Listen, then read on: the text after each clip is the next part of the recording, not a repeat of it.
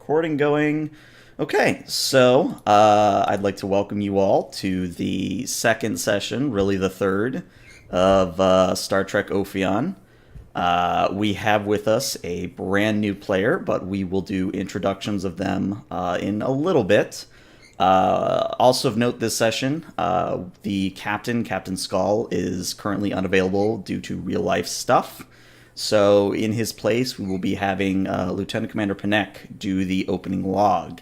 The last note before I do hand it over to Panek to do his log is that I have a little bit of a cold at the moment, so if I've got to duck out for a little bit here and there, I swear it's not because I'm getting bored of URP, it is because I am hacking up a storm and or need to use the restroom. Oh, sorry. Really final note. I did want to say that I checked the schedule today, and we're not supposed to have constant jet flyovers. But in the case that it happens, I do have the mute button ready. Unless anyone has any announcements of their own, I believe that Panek, it's up to you to take things away. Alrighty. First Officer's Log, Stardate 54753.1. Our sojourn into the Sabine Expanse began with an auspicious start, only to quickly turn funereal. It has been 2 weeks since the discovery and subsequent destruction of a cloaked Tal Shiar station. Fortunately, due to the clandestine nature of the facility, the Romulan Senate has refrained from formally acknowledging its existence. This does not mean the Romulans have failed to respond to its loss, however. Starfleet intelligence has informed us of an increase in ship activity inside the Semperia sector. This should have little effect on our mission outside the designated neutral zone. The Klingon response to these developments is currently unknown. On a more jubilant note, the crew has decided to host a monthly cultural exchange night to better facilitate bonding among themselves.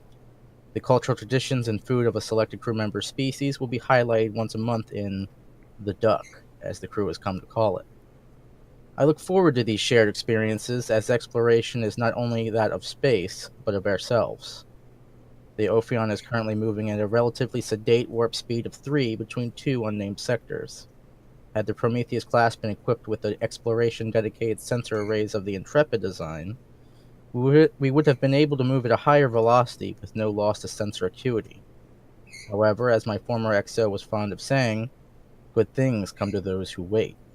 End log. Very good. So, as he's just, informed us all, the Ophion is currently somewhere between sectors of space. You're moving at a very slow speed, since, again, you aren't equipped with the awesome sensor arrays like the Intrepid or the Nova class are. But that's part of the Ophion's charm. It was designed specifically as a Swiss Army knife of starships. It doesn't really have a specific focus unless you count multi-vector assault mode being a security focus. And it does a lot of things. But the first scene I want to do before we get to the introduction of our new characters and opening up the floor to RP is I did want to deal with Lieutenant Commander Murthrin and the Counselor, since that was something that came up at the end of last session. So Murthrin, when you go to Jess's office, you find that it is a quaint little hideaway that is tucked away at the front of the secondary hull on Deck 6. It's outfitted with several comfy chairs and a couch, as most counselors' offices are. And the couch is kind of angled so you can recline and watch the stars outside as the therapy session goes on. This is kind of accomplished by piping in the true external view from the primary hull to the secondary hull's windows whenever the ship's not separated. So that same kind of technology allows Jisa, I'm going to butcher her name 6 times the sun way, so I'll apologize. Jisa sometimes uses this feature to display images of like Risa and relaxing beaches and meadows and just general themes of nature that are usually commonplace in a counselor's office. Today, Murthrin, when you step in, the windows happen to be showing a very sedate looking Risa coastline. And as you step in, the Orion female, who is the counselor of the ship, uh, she kind of looks up at you and she says, "Ah, Lieutenant Commander Murthrin, please come sit. Can I get you anything before we begin?" No, that's quite all right. So any sort of sits down, knocks around. Oh, like what you've done. Like what you've done with the place.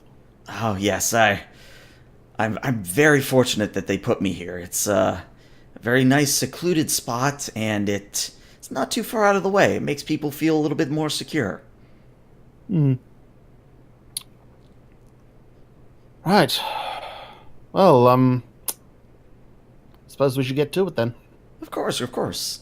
And in a manner that is different from most counselors of the age. Mostly to my knowledge, that Troy never pulled out an actual notepad. Jisa will actually pull out a pen and paper type notepad and kind of ready herself to start taking notes. Mm-hmm. And so Murthrin sort of gets himself comfortable and goes, "Oh, I suppose. Well, how much are you aware of what happened with the last mission?" Well, I'm aware that, well, mostly what the crew knows, that we encountered a secretive Romulan base, and that somehow, either due to the Romulans screwing things up or some other circumstance, that the station ended up more or less exploding.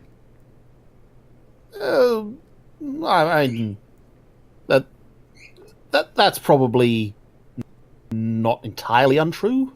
I mean, it is sort of indirectly due to. Let me start again. Alright, so, what actually happened was we fixed their core, and then the Romulans sort of pulled a double cross on us, as Romulans are wont to do. So the captain beamed us out of there, toot sweet.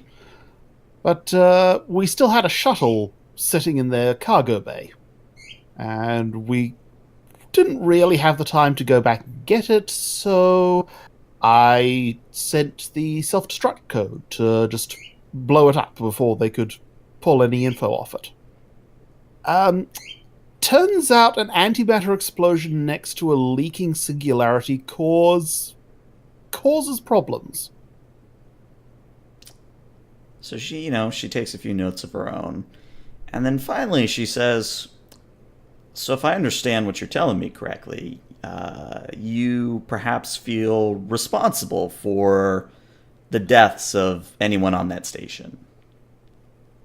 I mean, responsible, yes. I mean, it was clearly an accident, but the thing that really bothers me is I feel like I'm not as upset about it as I should be. And then she kind of turns her head and she calls for one of her cats to come in. And because it hasn't really been introduced to our watchers and our new players yet, Jisa's cats are pretty much the only things her pheromones can affect. She's a bit of a mutant. So her two cats are more or less like trained dogs. So Jisa kind of calls for one of her cats, and then one of the cats will kind of scamper in. It's like a ragamuffin type cat, and she says, "Would you care to have a cat to pet as I monologue here?" No, that's quite all right. All right. Well, in that case, I'll have the cat. So she kind of pats her lap, and the cat hops up and begins purring as she strokes it. And she says, "At a certain point, at least as far as I'm aware, a certain number of deaths is sort of like a number. If you lose someone close to you, or you lose, like, a friend or something of that nature, it obviously hits you very hard. But once you start to get into tragedy type things, like 100 people or 500 people or 1,000 people. Some people, and this isn't a bad thing, it's just that some people don't really process that in a way that would really bother them. And to be honest, it's not exactly a bad thing. I mean, that many people no longer being with us is kind of a hard thing to process in and of itself. I mean, consider it this way. If a terrorist attack happened on Earth and we'll say 300 people died, obviously we'd be a little bit upset because we think of Earth as this secure, almost like utopia type thing. But we may not specifically mourn those 300 that died. We might venerate or think of them in our own way, but we may not go out of our way to have a personal full day of mourning, if that makes any sense. So, I guess what I'm trying to tell you, Mirthrin, is that these Romulan deaths, it's not a bad thing that you're not broken up about it.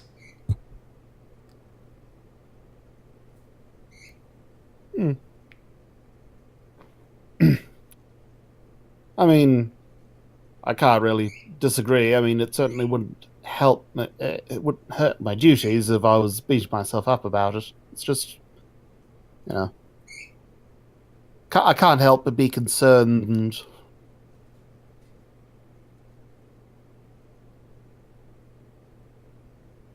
So she, notes down the word concerned and kind of circle it. And oh god, I think my recording just died. That or my internet did. I can still hear you. Okay. Well, that's interesting. I guess I'll find out. Says you're still streaming it. Huh. All right. Well, as long as you guys can still hear me, that's what matters. So she writes down the word considered, or the word I just said that just concerned. Literally. Yeah. Yes, thank you, concerned. She writes down concerned and kind of circles it, and she says, "So, when you say concerned, are you perhaps worried that you are more of a... like, you're worried that you have become desensitized to this sort of thing?" I mean, we did just finish a pretty brutal war. I mean, certainly hasn't. Certainly can't say it hasn't crossed my mind in the past. And that's understandable. There are a number, if not a multitude, of cases of post-traumatic stress disorder among the survivors of the Dominion War. Another classic example would be Wolf 359. There were quite a number of individuals that were heavily affected by that event. But I don't think based on our little conversations here and there, I don't think you have to worry about becoming this sort of dispassionate sociopath that doesn't really worry about the fate of others. I just get the sense that this is just how you deal with these types of situations. It's a bit of a defense mechanism, perhaps, and that's not a bad thing. Hmm.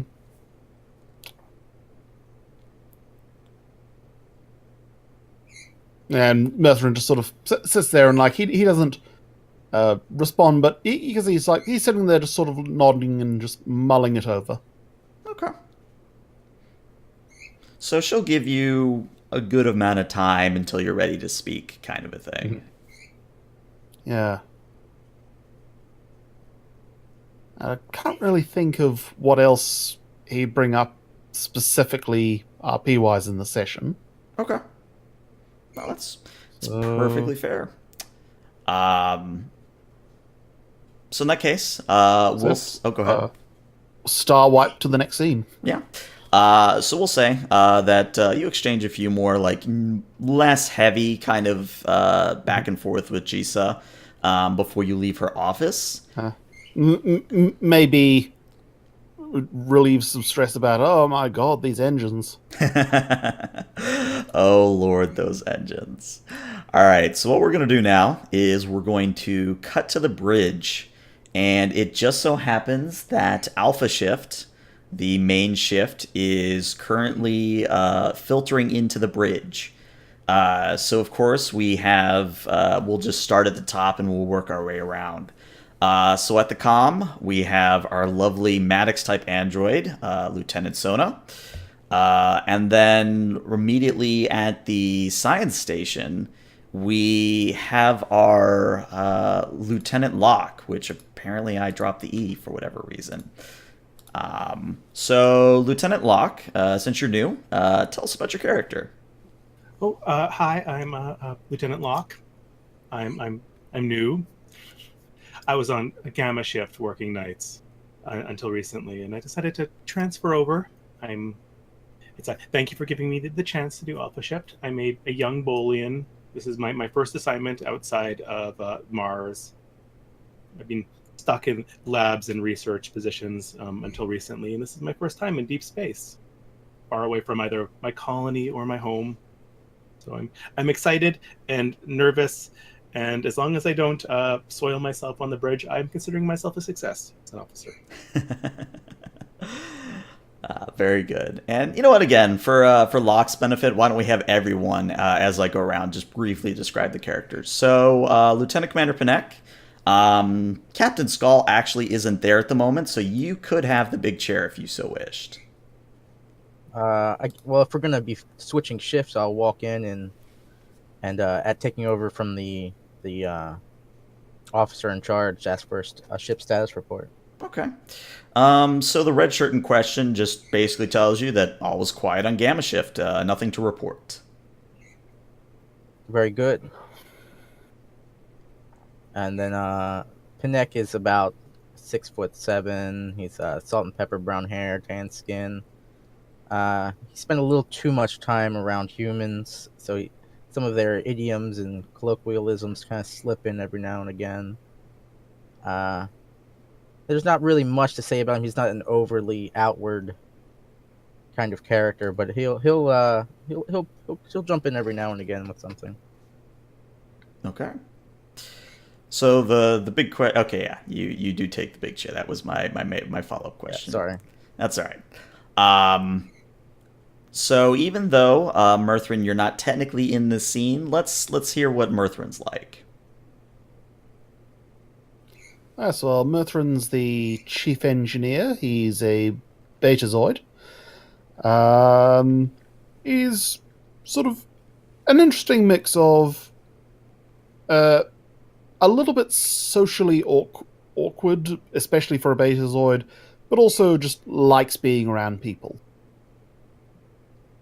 And beyond that, he's sort of very dedicated to his work and is constantly thinking of all the possible ways it could go horribly, horribly wrong. All right, very good. And then Commander Beckett. Again, you're not technically in the scene, but let's hear a little bit about Commander Beckett. Beckett is a little above average height for a human, right around 6 feet. He's quite a bit older for humans. Well, by normal human standards. He's in his 50s. Full beard, which is showing a lot of gray. And most best way to describe his demeanor would be he's very much of a mentor, father figure, and teacher. Okay. And we next come around to Lieutenant Shatsu. So Satsu, God, I'm gonna butcher her name. Why do I pick these things? Shatsu is a Kaishan, and she stands probably about 5'10", and she's got red hair and green eyes. And to kind of paint the picture here, she's definitely closer to JJ Trek's Kaishans than the, like hardcore, almost like borderline furry of old Kaishans from the movies and the animated series. If I had to put, MRes, the classic Cation, as a 5 and JJ Trek as a 1, Shatsu is probably about a 2 or a 3. So she obviously has some cat-like characteristics, but it's not to one extreme kind of a thing. And I mostly do that because it's easier to find art for the characters when you aren't looking for Cations. So she walks in, and she readily takes her shift at the tactical position. And after a moment, she reports, Lieutenant Commander Panek, sir, I would just like to thank you for changing me from beta shift. I look forward to proving myself to both you and the crew here on Alpha Shift. And I look forward to working with you and Lieutenant Locke. I can't wait to see what you bring to Alpha Shift. Hopefully it is not too different from Gamma. Oh, well, I could tell you at length at length about how bad Gamma Shift is, sir, but perhaps at another time. I would be most interested. If I need to make some duty roster changes, please let me know. Okay. She'll nod, but go ahead. I did during Gamma Shift. I mean, I didn't hear you. What did you say? I hope it wasn't anything I did during Gamma Shift that made it so unpleasant. Shatsu looks over and smiles at you, and she says, "Oh no, it's nothing to do with you. I assure you. It's just that, well, Gamma Shift tends to be, well, for lack of a better term, boring. Not much tends to happen then."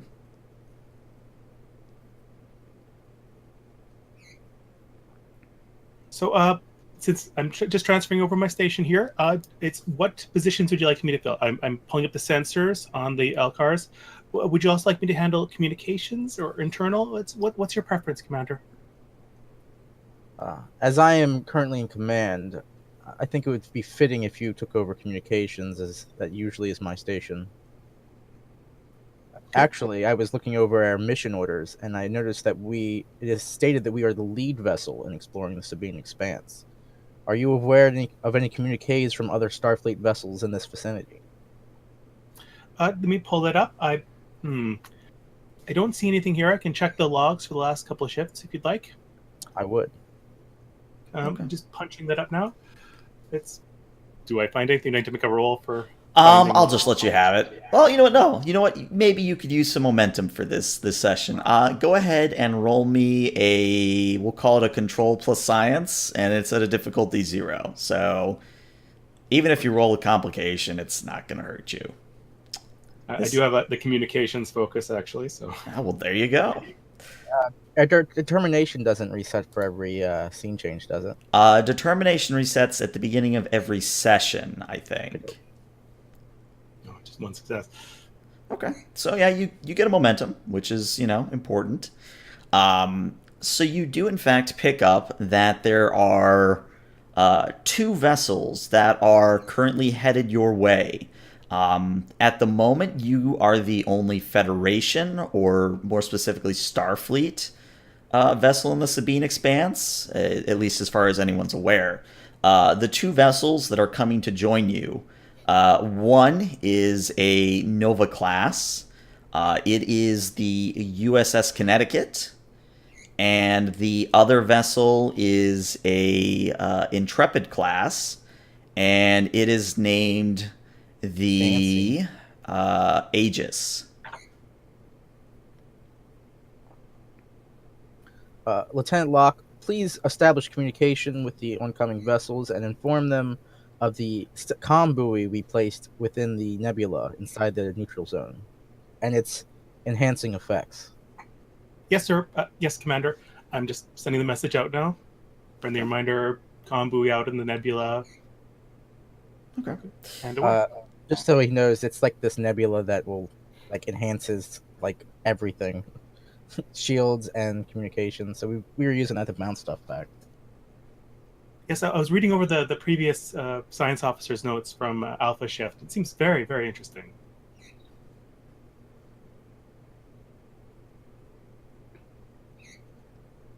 Yeah. And then I think the last character, who's kind of been silent this whole time, is Senior Chief Tin. Tin is an Andorian, white hair, stereotypical antenna, blue skin, and he is fulfilling the operations side of things.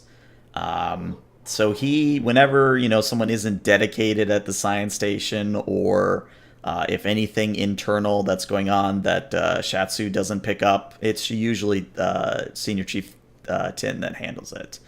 But as the mention of this nebula comes up again, he kind of turns and says, "I've been meaning to actually speculate about that. I believe, and again, this is just a theory that I'm sure Lieutenant Locke can corroborate. Maybe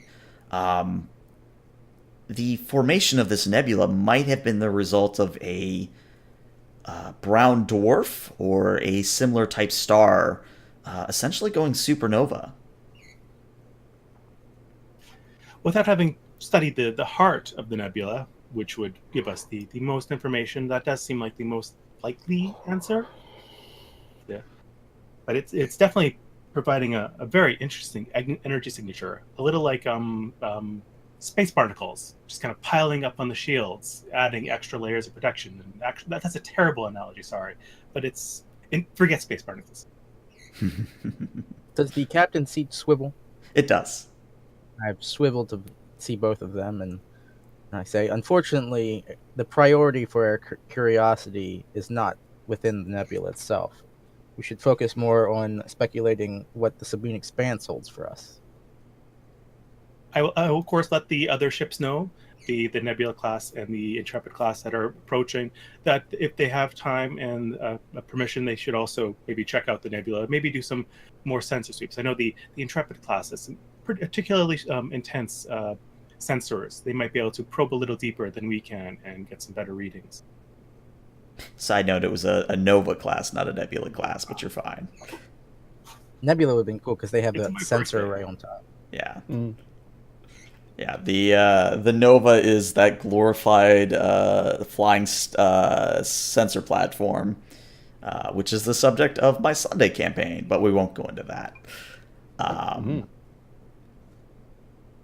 So it's probably about this time that Sona kind of turns in her chair just enough to see Panek, and she kind of muses, "Sir, not that I don't enjoy being here at the comm." And again, this isn't delivered in one of those almost monotone voices that you've come to expect from the Maddox type android.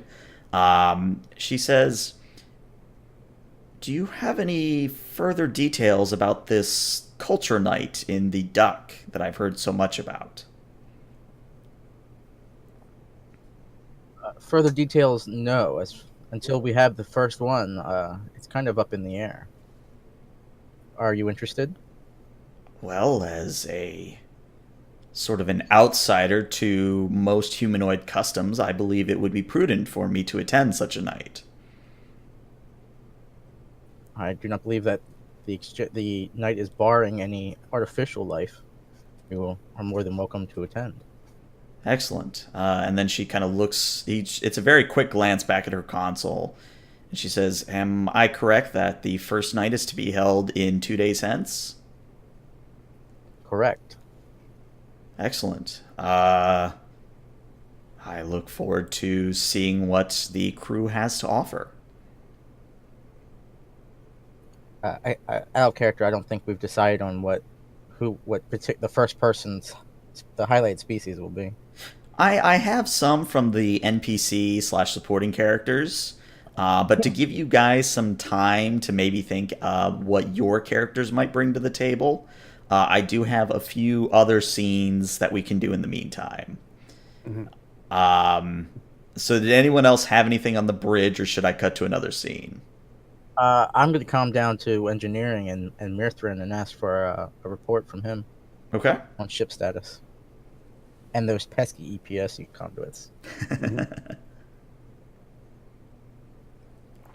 So Mirthrin, you of course get this message. Oh, joy. And sort of comes along to the meeting. So who has the bridge in the meantime? Are we in a meeting? I was just calming down to him. Oh, just getting it over the comms. Yeah. Yeah. All right. Well, the EBS conduits haven't been giving us any more trouble. I think we're in the clear on those. Doing the diagnostics of the system, the gravitational shearing doesn't seem to have left any long-term damage. So, all looking shipshape down here. Very good, Lieutenant. Thank you. Connect out. Bridge out. And then as a note, Prag, who seems to be omnipresent whenever these conversations go on, Prag, the Tellarite Hollow Specialist, just kind of looks to Murthrin and he says, "You know, I had a thought, sir. No, I'm listening. What if, and I mean this in the most jovial way, what if we temporarily transformed Pinek's quarters into a Romulan office?"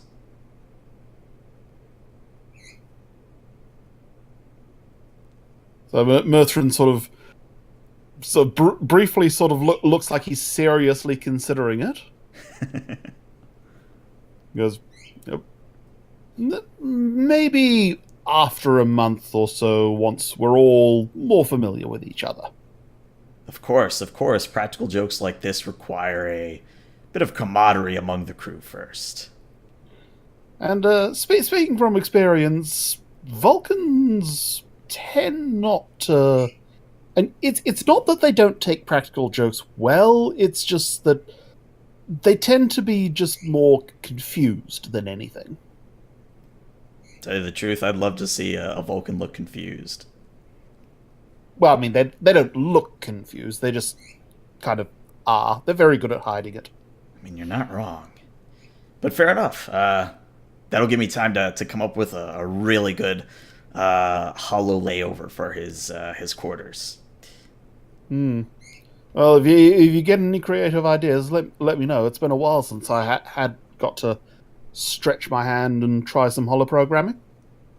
He kind of raises an eyebrow and he says, "Really, I would have thought being transferred to the Ophion, a Prometheus class with hollow emitters on literally every inch of the decks, you might have had a little bit more free time to practice." Well, I've been being really obsessed with making sure the things stayed together and then visiting Gisa over at the councillor's office, so it's all been kind of very busy for the last week or so. He kind of gives the stereotypical Tellarite, and then he turns back to his work. So what I wanted to do here, as we shift scenes, you don't need to lose the momentum, I'll let you know when your momentum dips down, is I did want to cut to sickbay, where I believe Beckett and his nurse Vara are currently doing something. Beckett, would you like to flavor what that something is? I am explaining to her the intricacies of brewing alcohol, and how I will go on a very long rant about how alcohol has been used for hundreds of years as an antiseptic, as anesthesia, as a pain reliever, and explain that's why I'm interested in making my own alcohol, as well as the fact that, it lightens up the crew. After going on a very long rant about this, I'll kind of snap my fingers and, right, you have the list of people from Lieutenant Commander Pinek that we are to give more intensive first aid training to. Yes, sir. It's right here. And she hands you a data pad. And most of the names, as you're looking through this list of crewmen, a majority of them are from either Beta Shift or Gamma Shift. Obviously, because that's the time of the ship that you're lacking in medical personnel at the moment. Gotcha. I will ask her to make a note that near the end of Alpha Shift, if we will get with the Beta Shift individuals, and then and we'll do that over the course of a few days, because obviously it's not going to be a one and done type, training crash course type thing, but and as well as kind of coming in a little early for Alpha Shift to catch the people who are on Gamma Shift. Okay. Kind of making it harder on ourselves, but easier on the people that we're teaching. I gotcha. And it's interesting that you had that conversation about brewing alcohol, because probably about halfway into this, talk of how you'll handle the shifts and the teaching, a Cardassian woman steps into sickbay. Now, before you get worried that this is some kind of hidden Cardassian, this is actually the helmswoman for Beta Shift. This is Ensign Lotus, and she walks into the main sickbay, kind of looks around and says, this place looks a lot more sterile and inviting than I thought it might be. Well, of course it would look sterile, but the inviting part, I thank you for that.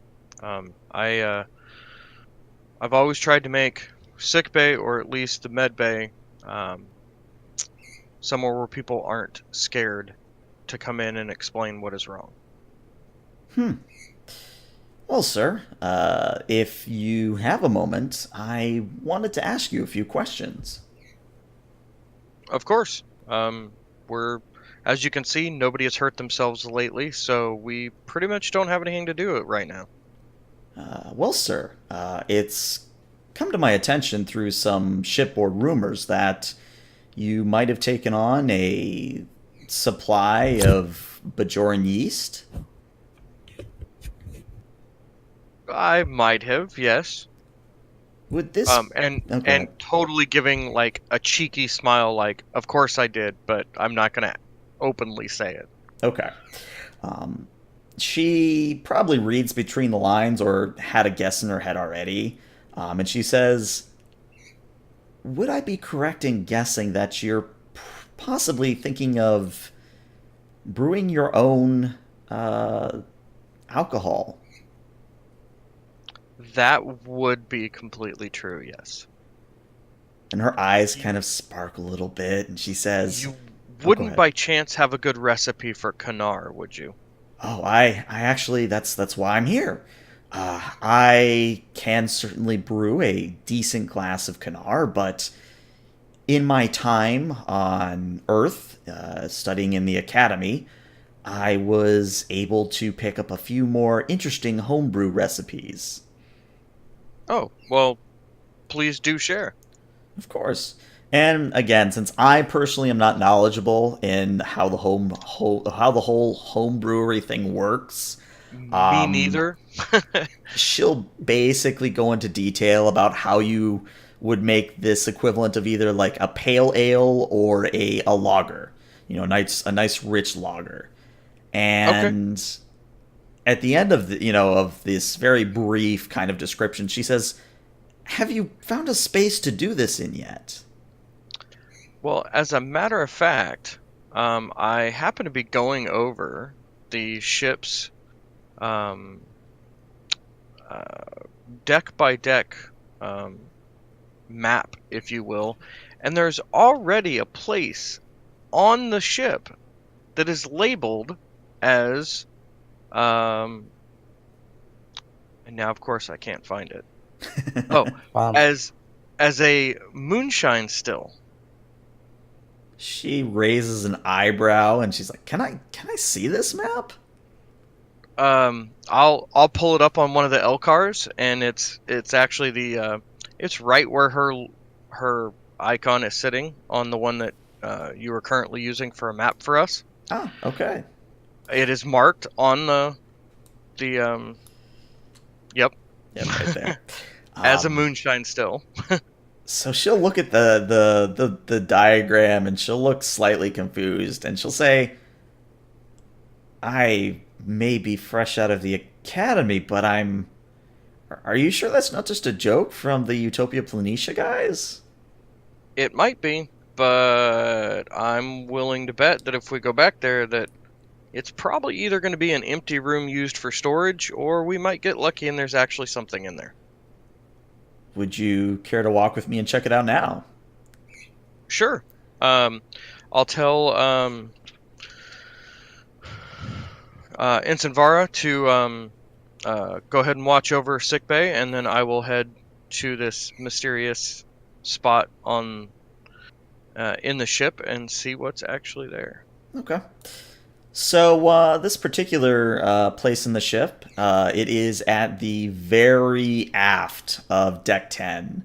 It is probably the very last really room you can get into before you have to like start crawling through Jeffrey's tubes to get further back in the ship. And when you come to the door, it looks very unassuming. There's literally no foot traffic or any signs of foot traffic here recently. I wouldn't say it's long enough that there's already a coating of dust because, Starfleet vessels are magically cleaned. But it's one of those things where you get the sense nobody's really checked this room out yet.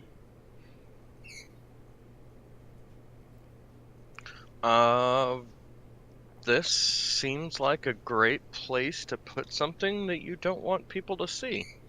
And I will try to walk through the door. If it doesn't open, then I'll use my security clearance to get into the room.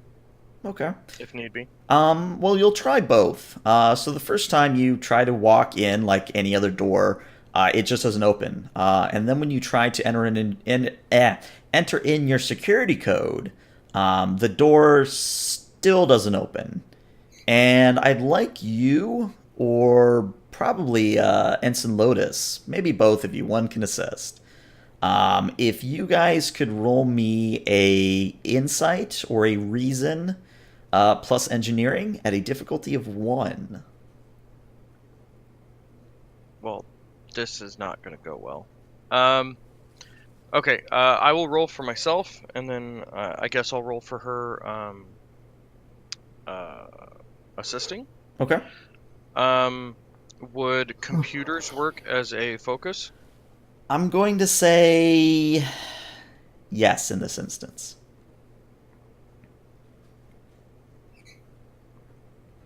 Oh, would you look at that?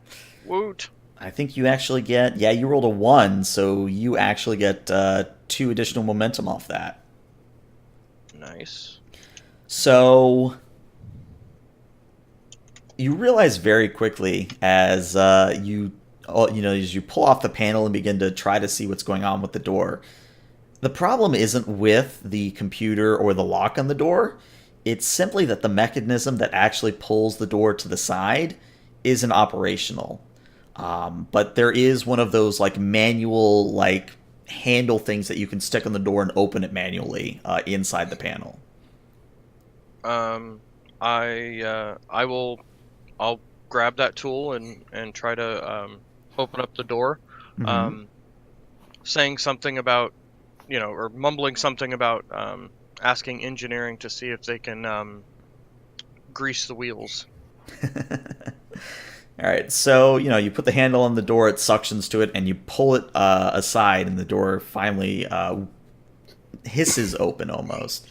And inside, you see that there is the equivalent of a basement of a house. So it's this very drab, very empty-looking room that is, if I had to put an actual like number on it, it's probably about 10 yards by 10 yards. So it's a fairly large space. But at the same time... Oh, go ahead.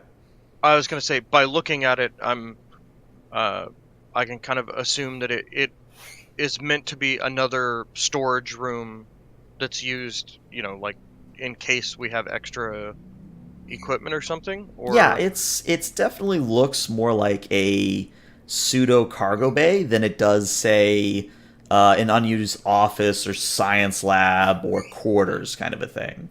Okay. There's definitely no equipment in here, though. It is just a barren open space. Okay. I will look at Incent Lotus and with kind of a pretty good smirk on my face, say, "Looks like this is going to be the perfect room." I agree, sir. Should we perhaps include this in our duty reports or keeping it a secret for now? I will say that I will definitely put it in my report as I'm going to take this space for storage for sickbay. But I'll also let the captain and the XO know that I think they're on to me anyways. So I will let them know what I'm actually using it for. Of course, sir. And I will follow your lead.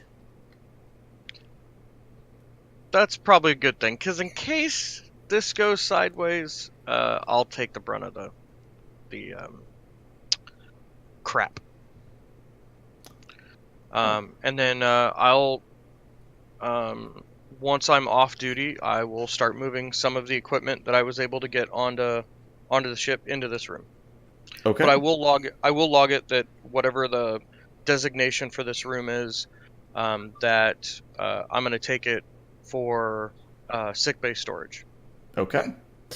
And we'll say to help you sell that illusion, Vara or Lotus will also help you move some extra medical equipment from one of the cargo bays into this room. Awesome. Sounds like a plan. All right. So next up, we have not heard from, as I look at my notes. Yes. So, it's about this time that Alpha Shift is starting to come to an end on the bridge. And as, you all kind of finish up your shifts and new people step in from Beta Shift, Lieutenant Sona kind of stands and almost locks in place for a moment. And then she kind of shakes it off and walks a couple steps, and then she locks in place again. And it's something that's very noticeable to everyone that's on the bridge. Huh. Lieutenant. Yes, Is sir. everything all right? I seem to be having trouble moving some of my servos. Perform a self-diagnostic while I calm Lieutenant Murthrin. Of course, or sir. with Beckett like this, because he was looking up stuff on her. Out of character, either or Yeah. both would be good. I'll calm down to engineering. Bridge to engineering. Bridge to Lieutenant Murthrin. Murthrin here. Go ahead. It seems Lieutenant Sona is having some difficulties. Would you mind reporting to the bridge?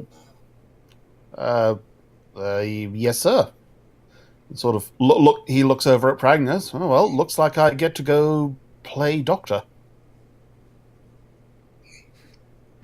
Prag just kind of smiles and says, "Oh, I'm sure you'll have fun tearing apart an android, sir. They, well, it isn't really my field of expertise, but, how can you resist seeing how an android works?" I mean, having them comment on the process during the disassembly is a bit disconcerting, I'd imagine. Probably depends on the android.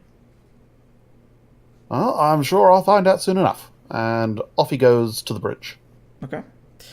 Panek, do you also call Beckett, or are you just going to do Murthrin? I'll calm down.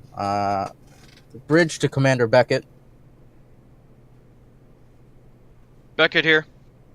Would you please report to the bridge post haste? Yes, sir. Is there a medical emergency? I'm unsure. Lieutenant Sona seems to be having difficulties, and as I understand it, you were taking an interest in her development. Yes, sir. I'll be up there as soon as I can. All right. Bridge out. So we'll And say... Oh, go ahead. I'll just be kind of standing with my arms behind my back next to Sona as they arrive. While they're en route, can I pull out a tricorder and do a quick scan diagnostic? You certainly can. I believe this would be either a control plus engineering or a control plus science. But of course, you may feel free to pitch an idea, and I might let you do a different task. Control plus science seems fine. Okay. We'll say that this will be at a difficulty 2. Right. No applicable focus. I'm not going to waste our momentum for this. We'll see if I get lucky. All right. I mean, you're obviously picking up the fact that, some of her servos aren't responding the way they should be. But you're not able to determine if it's like a flaw with the servos or if it's like a control mechanism that has gone haywire. So you're not able to really figure out what's going on. And for sake of argument, we'll say that Murthrin and Beckett, you end up sharing the same turbo lift up to the bridge. And as you kind of step onto the bridge, Sona kind of tilts her head to the side and says, my self-diagnostic shows that my phase discriminator is in need of replacement. Well, I'll check if we've got something in stores. It sort of calls, and Methrin calls down to engineering. Mm-hmm. Do we have any Maddox-compatible phase inhibitors in the stores? So Prag answers and he says, "What we've certainly got a bunch of phase discriminators on hand, sir. What type do you need?" Murthrin looks over at Sona. Do you know the specific mod? Type S. Type S.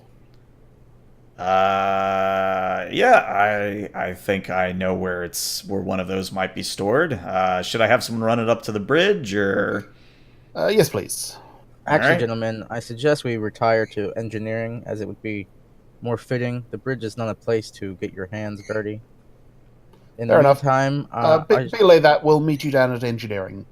Aye, sir. Should it instead be her quarters? I mean, depending on how much of her uniform needs to be removed to gain access to the appropriate parts, is it something you need to do in middle of engineering?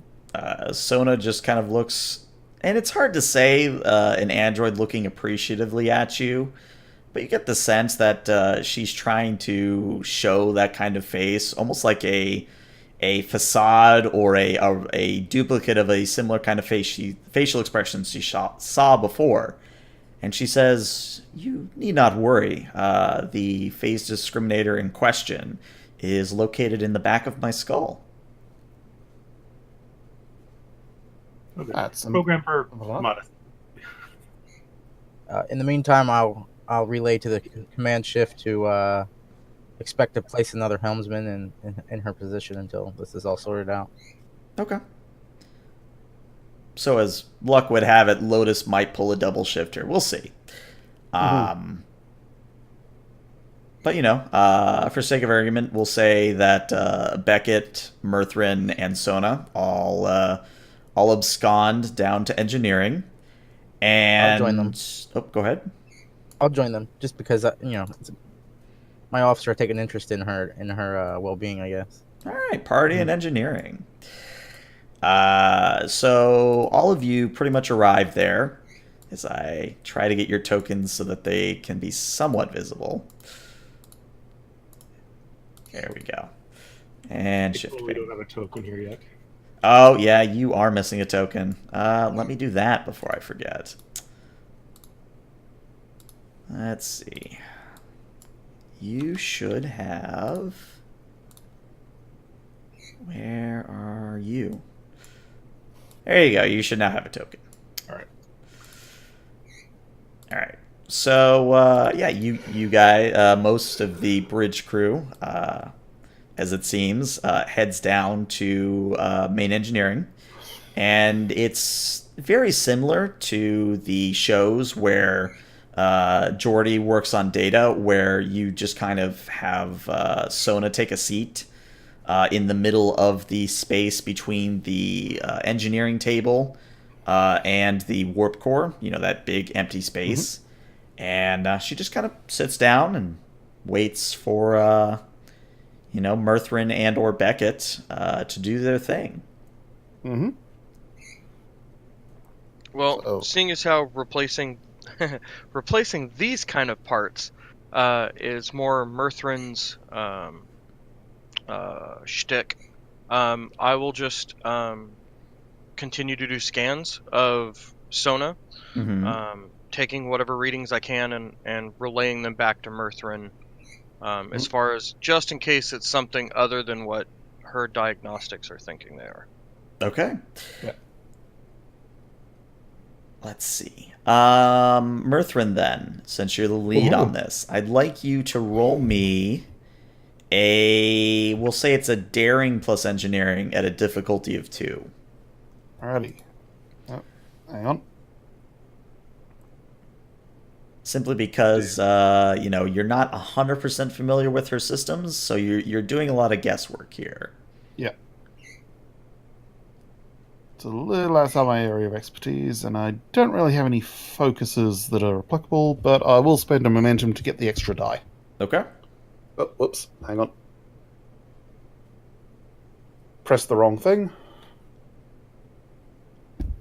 Let's try that again. Let's see. Character sheet. Oh, come on. Mouse, behave. Yep. Let's see. Daring plus engineering.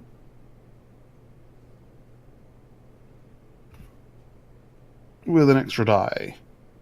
No applicable focuses. Wow, you get the momentum back. So, you'll of course be able, with your scans and your work, you will be able to find the phase discriminator in question. Much like how Data has that panel in the back of his head that you kind of either tap or twist a little bit and it pops up. Same kind of thing here. And in the somewhat positronic brain, that is, again, different from Data's by quite a few things. Like Maddox, when he made Sona and the Maddox-type android, he tried to copy Data as best as he could with his understanding, but obviously he couldn't replicate the full genius of Dr. Soong's work. So it's a little bit easier to understand.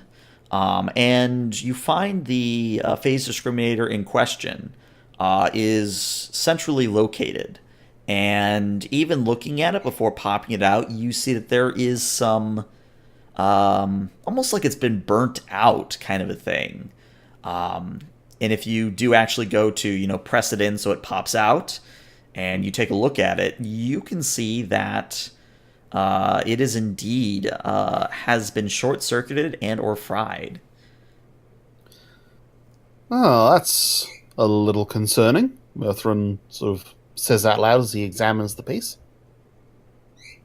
Is it likely for this to happen again, Lieutenant? Oh, hard to say at first glance, but I'm going to run some tests, see if I can work out what happened to this. Very well, keep me informed, and then he'll leave engineering to go off to his other duties. Okay. As soon as the door closes after Panek leaves, Beckett makes a joke to Sona and Murthrin about, you see, you were so quick on the draw against those against the Romulans. You just burned yourself out. And he just kind of shrugs. I imagine like Murthrin and Sona both tilt their heads sideways in unison. Pretty much. And then I immediately, from the shrug, just drop my shoulders, sulk almost, and go, "Oh, come on, that was funny." I mean, I believe that you think it was funny. And sitting there deadpan because I've now been torched. One of these days, Murthrin, I'm going to order you to laugh at one of my jokes. Well, hopefully I won't be obeying under duress. And then I'll give a smile up from the exchange. Is there anything else you need from me, or Do you think yourself and Chief Prague can handle it from here? We can probably handle the actual analysis of the piece, but you're more familiar with sonar systems than I am, so we'll definitely use your advice if we can't come up with an explanation for this. Okay. If you need me, just send a message and I'll run right back down. Alrighty. And Beckett will leave and head back up to sickbay until beta shift starts. Alrighty. All right. So, what do I find while examining this phased inhibitor? I'd like you to roll me a insight plus engineering. Again, at a difficulty of 2. Mm-hmm. Oh, this one. Let's see. Oh, well, I mean, we've got the momentum, may as well spend it. Right. So, 1 to get the extra die. No applicable focuses, really. Oh, Hey, you on the pass. That's what matters. So what you'll find is that... How do I want to say this? Beckett isn't 100% wrong with his joke. You detect that there was indeed a small power surge around the time that the away mission to the Tal Shiar facility happened, but it didn't specifically burn out like it is now until the station imploded on itself. interesting. You get the sense, either of your own volition or because Prague will chip in a Tellarite-style advice, that the disturbance in subspace that resulted from the collapse of the singularity and the antimatter explosion of the shuttle might have harmed the phase discriminator, since it is a very delicate piece of equipment. Alright. So, follow-up question from the studious talent, because this looks like something that could be worried about. Is this something that could have potentially done damage to some other of Sona's systems that we haven't seen? It is conceivable, yes. I will say that at the moment, all of your diagnostics of the Ophion systems have appeared to be green. You're not detecting any abnormalities. There are no discrepancies with the sensors. It is quiet on that front. Right. So Murtherin's sort of going to sit back after looking at the results and go, Right, I think I'm going to need to get Beckett to help me give Sona a complete check over, because, I mean, subspace disruptions, like, those are always a nightmare. Prague just kind of shrugs and says, well, I mean, this wouldn't happen if we had a holographic navigator. And Sona almost looks at him incredulously and says, a holographic navigator wouldn't come close to what I am capable of. Prague just snickers and says, yeah, of course, you keep thinking that. And Sona opens her mouth and then decides better of it. Yeah. And Murtherin goes back to just starts doing a full, like, deep level diagnostic, specifically looking for signs of subspace interference or something. Okay. And sort of says, don't mind him. It's how he is. Oh, no, I am quite familiar with how Tellarites are very terse and direct. And I think Murtherin sort of pauses for a second and sort of looks at her before deciding that wasn't really meant to be a biting comment. It's like, yeah, sorry. I'm used to getting the extra input from the empathy, so having to read entirely visual cues gets a little disorientating. Fascinating. I always found the Betazoid empathic mind to be a curious phenomenon. Hmm.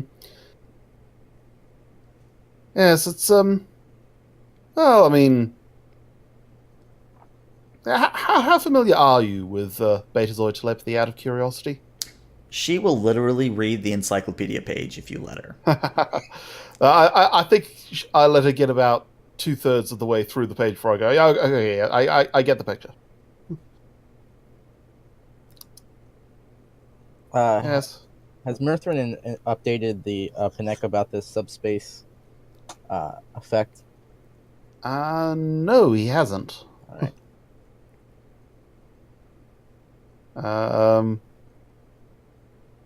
Yeah, I think he'll have called Beckett and say, "Hey, think I've figured out what it is. It's some sort of subspace weirdness." Well, that sounds odd. Yeah. Alright. Turns out that station exploding might have had some extra side effects. That's very interesting. Well, I mean, again, that's what happens when you have a black hole as your power support or power supply. Do you need me to come back down to engineering and help out? That would be useful, yes. I'm just running a diagnostic of Sona's systems at the moment, making sure there aren't any other components that look like they're in danger of failing. Very well. I'm turning around now and heading back down. Yeah.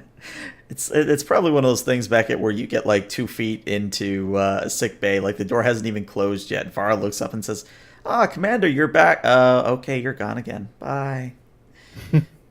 Yeah. Door opens. She says something.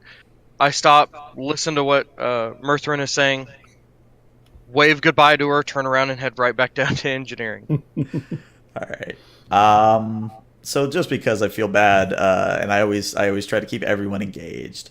Lieutenant Locke, you more or less have free run of the ship, because it is the end of Alpha Shift. So is there anything in particular you wanted to do, either with a specific character, whether they be supporting or player controlled, or did you have anything that you wanted to do on the ship? It's the cultural night's coming up, correct?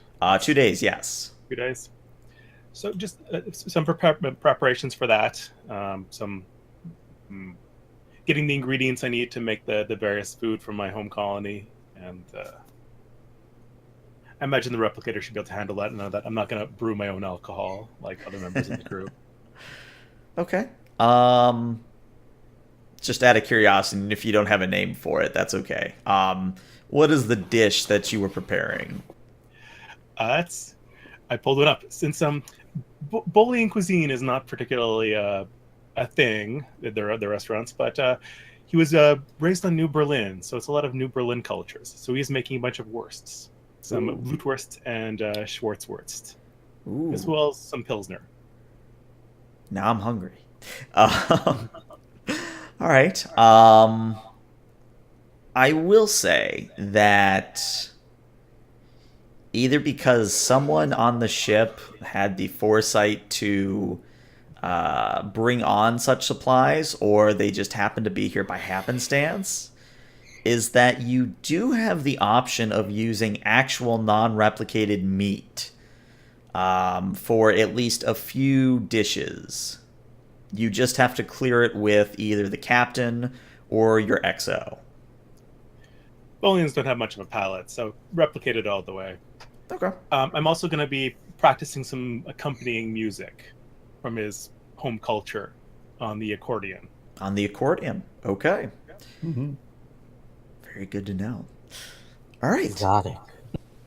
Just as long as he doesn't treat the meat the way Riker treats his eggs. Oh dear. All right. And then Pinec, was there anything you specifically wanted to do? I'll just meander about, maybe head to my quarters and write up some duty schedules or make adjustments, particularly to Gamma Shift. I hear they're a bunch of troublemakers. So more specifically, we'll say that as you take a look at Gamma Shift, obviously at the moment it is currently somewhat understaffed in all departments. Not because that people aren't showing up to duty shifts, it's just that due to the way duty assignments are at the moment, is that basically Gamma Shift runs with a skeleton crew. They are mostly there and present to push the big red alarm button should something actually happen. Mm-hmm. So just like, even though we don't have night, they're like the night shift. Mm-hmm. The weirdos. After that, he'll just spend some time meditating in his quarters, I guess, until he's needed or there's an emergency. Okay. We'll say probably about an hour or two into this meditation, that you'll hear the door chime of your quarters. And I'll relax my stiff posture and say, enter. All right, so the door opens, and in steps Lieutenant Shatsu. And she says, Lieutenant Commander, I hope I'm not disturbing anything. Nothing particularly important. Is there something that you need, Lieutenant? Well, sir, And she kind of pulls out a data pad as she says this. I had the thought that... Well, really, it's more of an observation that the previous Alpha Shift tactical officer did not evaluate the bridge crew's and senior staff's readiness in combat. Granted, I honestly hope we don't have to get into such a situation that you or the captain or really any of our senior officers need to defend themselves, but... As they say, out here in space, almost anything can happen. Indeed. What is your course of recommendation? She kind of holds the pad out and says, I believe I have a training program on the holodeck that would suit our needs perfectly. And I'll take the pad from her and give it a look over. And are you suggesting this for all shifts? We can certainly branch out to other shifts, sir, but I would like to start with Alpha Shift. I see no reason for this. When were you planning on scheduling?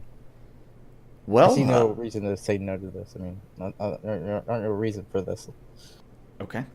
She says, honestly, sir, I was hoping we could perhaps perform it tomorrow. But if we aren't able to do it tomorrow, then perhaps we can do it after the talent night. I don't see anything conflicting on the schedule with tomorrow. In conjunction with this, I suggest we perform a couple of battle drills for each shift, but throw 2 extra ones in for Gamma Shift. She smiles and says, oh, I can certainly think of a few things for them. Very well, Lieutenant. Thank you for bringing this to my attention. Of course, and thank you for listening, sir. And then she'll wait very respectfully for you to actually dismiss her before she leaves. You're dismissed, Lieutenant. And then she'll leave. You get the sense, even though I would say just from her body language that even though she is your main tactical officer now, she's kind of a stickler for protocol.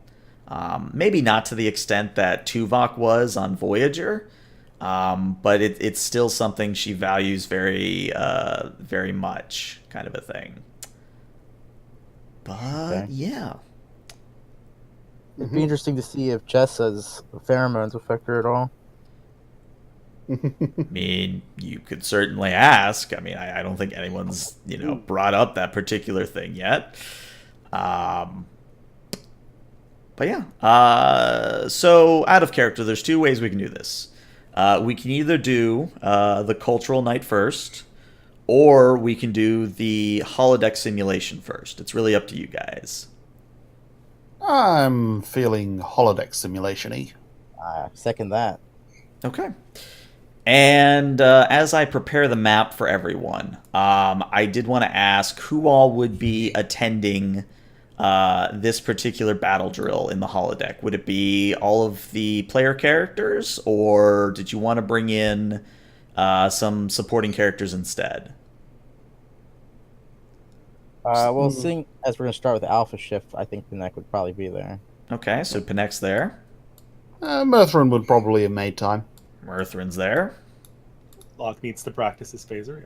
All And right. apart from anything else, Prag would have probably sort of prodded him until he agreed to actually take some time off. Okay. And I think that just leaves Beckett. Is Beckett going to come along? It's a battle drill. It is a battle drill, yes. Sure. Okay. All right, so I think that's everyone. Unless you guys wanted to bring along a supporting character like Senior Chief Thin or Sona along. Is she in working condition? Oh, yeah. After the phase discriminator has been replaced and both a external and internal full diagnostic, she is certainly in fighting condition. Mm-hmm. Seems appropriate to also test her calibrations with a live fire exercise. Okay. So we'll say that Sona is also here. Who, and I can do it if no one wants to. Did anyone want to roll for Sona? I can, because chances are I'm not going to be doing much, so I'll roll for her. Okay. All right. So I will push us on to this map, and I'll describe the scene. So all of you arrive on the holodeck to find that it is the very stereotypical, orange with black lines everywhere, or maybe it's more like Voyagers, where it's that grid kind of wire stuff that goes everywhere. But you find that your lovely new tactical officer is there waiting for you. And as you step inside, Lieutenant Shatsu says, very good. I'm again pleased that you all decided to join me for this exercise. Computer, please run Shatsu Simulation 2, please. And the computer chimes, and the holodeck begins to shift and turn into this almost whimsical space. It is, much as the map depicts, it is this series of platforms and rocky outcroppings that are seemingly floating in space. And even though they're not moving at the moment, you do see about 6 Romulans that are currently armed with disruptor pistols that are more or less behind cover at the moment. And Shatsu kind of says, the objective of this is quite simple. Either we incapacitate all of the Romulans in question, or they do the same to us. If you are worried, the safeties are currently on. And then she thinks for a moment and says, Computer, are the safeties on? Yes, the safeties are on. So she'll kind of shrug and says, yes, the safeties are on. And she'll just kind of look at everyone and say, are you all ready to begin? Affirmative. Yep, Murthrin will pull his phaser out. Yeah, but by the way, I must compliment you on the setting. I quite like your sense of flair. Well, if you must know, I actually based this small arena off of one of my favorite novels. Ooh. Gort fumbles his phaser out. I was ready as I'll ever be. All right. So in that case, Shatsu will say, Computer, begin simulation. And again, because I'm mostly doing this because you guys literally steamrolled your first actual hand-to-hand combat. And I did want to, we still have people new to the system here. So we're just going to go through some brief combat here and give everyone at least one turn to do their thing. So again, combat in the system works that it typically goes. Someone from your side goes, and then the enemy goes, and then it goes to you guys again, and then et cetera, back and forth. But specifically because you have Shatsu there, she has a talent that allows you all to act on the same turn. It's normally in order to what is called keep the initiative. You guys would have to spend momentum so that you guys could act back to back. So this particular talent is only applicable for the first round of combat. So it's really just a matter of who would like to go first. I had a question about one of my focuses. Sure. It's the team dynamics focus. When exactly would that kind of come into play? I would say if you're giving orders via a command type task, that would come into play usually. Okay, dope. But yeah, would anyone in particular like to go first, or should I just pick someone? I'll say Mirthrin sort of gets behind cover and starts looking for a sort of a route to flank around. Okay. So on that platform you've started on, this rock here and this rock here would provide some suitable cover. The only way you see to get over closer to the Romulans is across this ruined bridge. And it would require a fitness plus con task at a difficulty of 2 to hop the gap. Alright, in that case I think Mirthrin will hang back next to that other rock, that one there, Okay. and just provide covering fire. All right, move your token as appropriate. Nope. So more specifically, when you say covering fire, do you want to actually take a shot at the Romulans, or do you want to more or less wait for them to shoot first? Probably wait for them to shoot first. But basically, he's just laying down a spread so that the other people can get into better positions. Okay. All right, and I don't know if there's a specific rule for that. I'm pretty sure you can hold. Yeah, there is the pass option in combat where you can choose to act later in the round, kind of a thing. All right. Anyone who would like to go next? I'll go next. Okay. Seeing the 2 points of cover, Beckett will move himself behind that rock. Mm-hmm. And will take a shot at the closest Romulan over here. Okay. So, as is typical, a phaser shot is a control plus security at a difficulty of 2.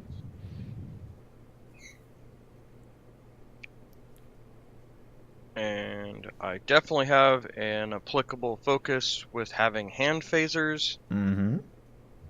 So we will see how this works. You get a momentum. Good job. So go ahead and roll the appropriate amount of challenge die for your phaser. Again, that's either 2 or 3 plus your security, depending on the type of phaser. I think for type 2 that starts at 3, so... Yeah. So we'll do this. And that. Okay. So that's 3 challenge die plus the security number, plus the die equals your security? Correct. All right. So let's see. 1 plus effect, 1 plus effect. All right, so you got a total of 5. And they do get to roll some challenge die for their cover. This is also a good opportunity, again, for the new people. When you're in cover, you get to roll a number of challenge die to see how much damage reduction you might have due to cover. So in this instance, the Romulan in question will only take a grand total of 3 stress from your shot. So, Beckett, you kind of not run, but you briskly walk over to cover of your own, level your phaser and steady yourself and let off a quick burst. And the Romulan in question is hit in the shoulder, but does very much appear to still be up and functional. This is the same reduction for shield reductions on the ship, right? Yeah, it kind of works the same way. At least I think so. I might be getting that backwards. In any case, who would like to go next? I'll go next, I guess. Okay. What is the elevation change at this point and this point? All right. So from here and here down. So to get down to this first lower level, it is about a 6-foot drop, and to climb up to where the Romulan is, that would be perhaps 10 feet. All right. Pinek is going to turn to Lieutenant Shatsu and say, Lieutenant Shatsu, Lieutenant Sona, establish covering fire and work on establishing a crossfire, and then he'll take off and kind of jump down this little plateau right here. Okay. And take cover behind this first. Is this appropriate for cover? This first bit of rock. These rocks here. Those particular rocks that you're seeing are part of the broken bridge, so they're actually above you. Oh, so they're like hovering. Yes. Oh, okay. Then he'll make his way to the other side of this little lower elevation area right about here. Okay. And hold there. All right. I would say you do have a shot on this Romulan way over here. But it would be at long range. Well, I'll fire one off just to keep him, or no, I'll probably hold it. I don't want to get them looking at my direction, keep them worried about the other people. Okay. In that case, we have Locke and we have Sona and then Shatsu. Which of you three would like to go next?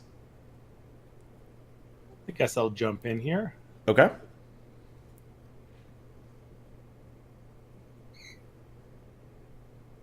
See, I think I'll just move over. Take cover behind this rock here, and I will actually assist Shatsu in kind of firing at one of the Romulans. Okay. Let's see. My question is, because I think this is part of the assist, how are you going to be assisting Shatsu? Are you going to help her coordinate? Are you going to help her with supporting fire? What sort of assist are you doing here? I'm actually going to fire. I'm just trying to figure out how to make the little circle up here. Just with your left click, hold it down as you click. Of course, nice and simple. I'm going to fire at this Romulan here and just kind of fire right above his head and then try to drive him out so he ducks for cover, and when he does so kind of exposes himself to her shot. Okay. So we'll do Shatsu's turn up first, since that is relevant. I guess I should ask, did anyone want to roll for Shatsu or should I? Yep, sure, I'll roll. Just a second. Okay. So what she's going to attempt to do is she is actually going to attempt to get a better angle on those Romulans in question. So she will be attempting to hop across the broken bridge. Alrighty. So that would be a fitness plus con at a difficulty of 2. Fitness plus con, difficulty 2. Would hand-to-hand combat be relevant here, or energy weapons? No. She's not going to be in hand-to-hand combat quite yet. Alrighty. Alright. Let's see how she does just without any momentum. Yeah, she does just fine. So she gets on the other side of the broken bridge, and in coordination with Locke, is going to fire at the Romulan. Again, Shatsu will roll a control plus security at difficulty 2. Locke will do the same, but his will be only 1 die because it's an assist. All right, so you get 1 automatically from Locke. And what's she rolling for the shot? This would be control plus security, and if she has hand phasers, which I think she does. Yeah, handheld energy weapons. Oh yeah, that would apply. So control plus security. Yep. All right, Yep, you 2 guys successes. get a momentum. We actually get 2 because I have pack tactics, which gives a bonus momentum on a success. Oh, well, Ooh, there nice. you go. So go ahead and roll the appropriate challenge die here. But, and I'm looking it up here, with that additional momentum, you have some options here about things you can do. So relevant for you as Shatsu, there are a couple of things that would use that extra momentum really well. The first one is you could increase the damage inflicted by a successful attack. So you could spend that bonus momentum to do a +1 to damage. You could also use that same 1 to ignore 2 resistance. And as far as I'm aware, that includes resistance from cover. You can also re-roll your damage die if you so wish. So there's a whole slew of things that would work here. I'm thinking that penetration, ignore 2 resistance for each momentum spent would be quite useful. Okay. Since that Romulan is still behind cover. Okay. So yeah, we'll say that you use that bonus momentum to do so. But yeah, go ahead and roll her Type 2. I think she has a Type 2. Her Type 2 challenge die, and we'll see what pops up. Mm-hmm. Let's see. Yep. Ranged attack. Standard 2 dice. Oh. All right. So what we care about is the damage. So let's see. That is, wow, quite a lot. So Shatsu, with the assistance of Locke, is going to not only hit the Romulan in question, but is more or less going to cause him to begin to almost shatter and fall away into nothingness as his hollow matrix is removed from the program. So you're down 1 Romulan. And I believe that just leaves Sona. So what is Sona going to do? Probably finish both the remaining Romulans off for us. There's a third one up at the top too. Yeah. Oh yeah. Sona's actually going to try to do the same thing that Shatsu did. Okay. And jump across the bridge to kind of make a beachhead. Okay.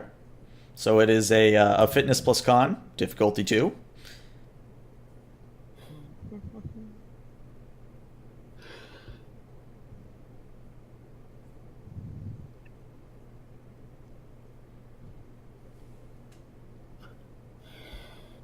And no applicable focus.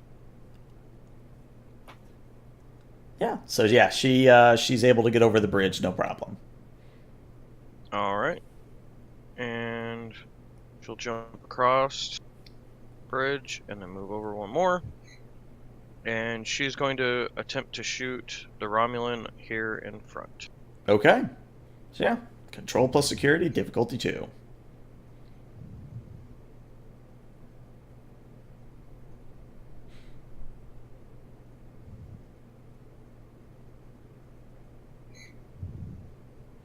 Hey, you get a momentum. Very nice.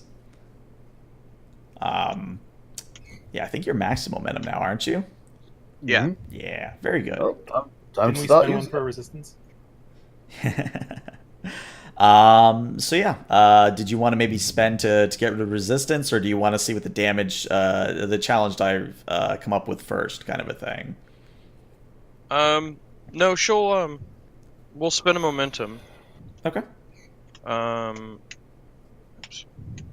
to negate some of his cover, Okay.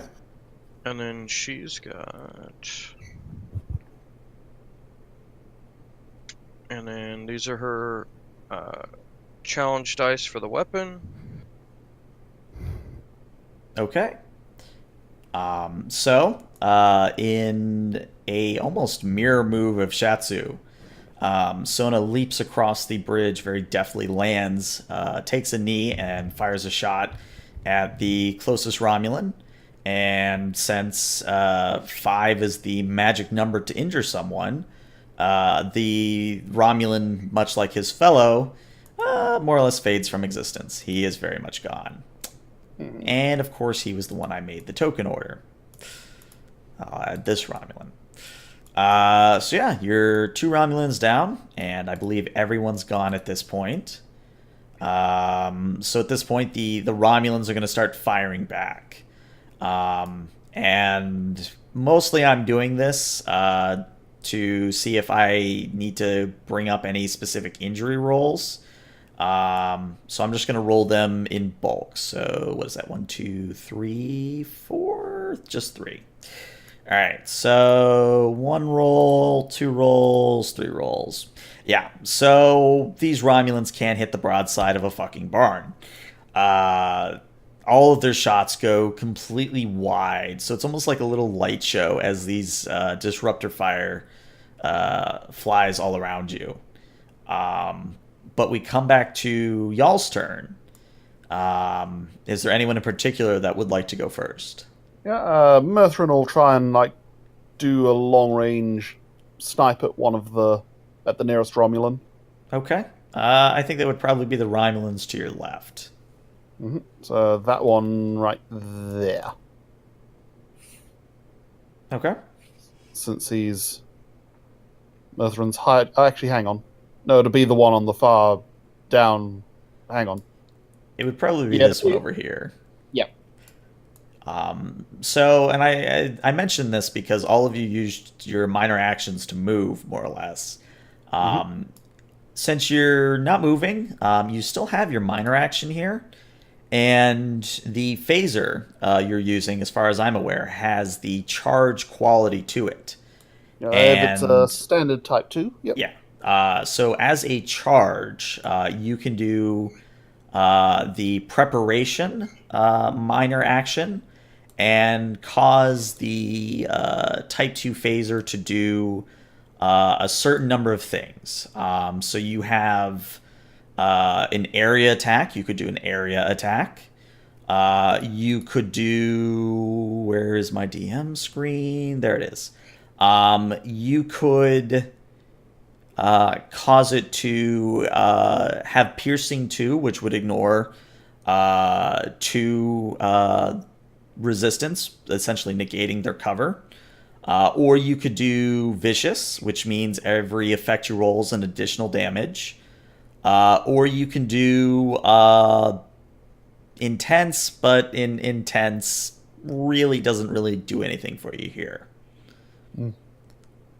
Let's go with the penetration to negate their cover. Okay. So yeah, go ahead and let's see if you can make the task. Right, control security? Yep. Ready. May as well spend the momentum because we're maxed out. No applicable focuses because he's not a combat character. 3 successes. Hey, you get the momentum back. So go ahead and roll me your challenge die. Yep, so that's 5 for the phaser, I believe. Should be, yeah.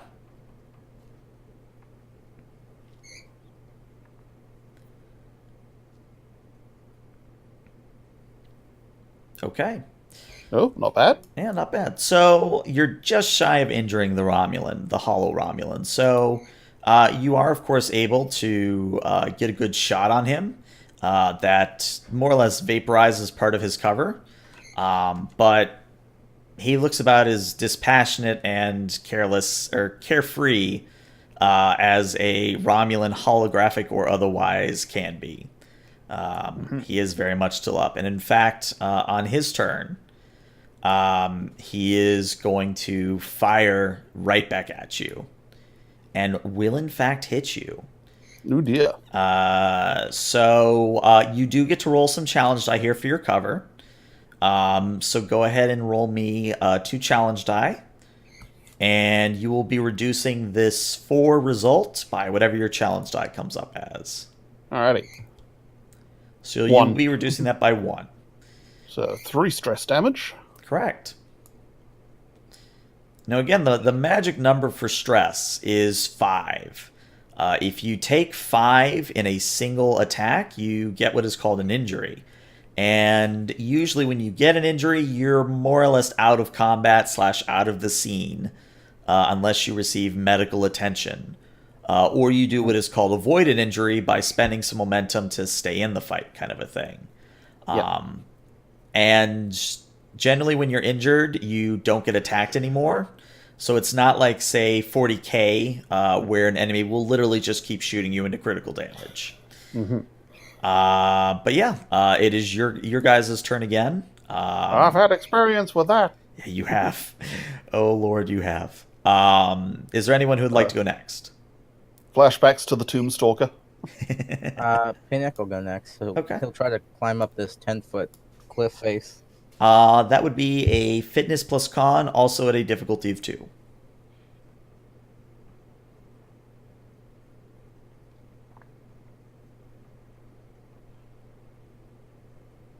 Okay, you make it up, no problem. Am I still able to run for cover about here? Yeah, I'll say you can make it, no problem. And do I have a shot and an action to shoot this guy, or not? Yeah. Moving is your minor action. Right. So a actual attack is the regular action. So yeah, you certainly could take a shot. That's security and what else? Control.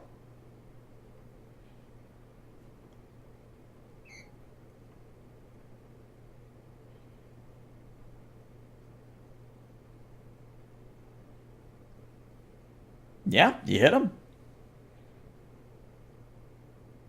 Now the question is, do you spend any momentum, or do you just want to roll the challenge die and see what happens? I'll just roll the challenge die. Okay. That should be about 7.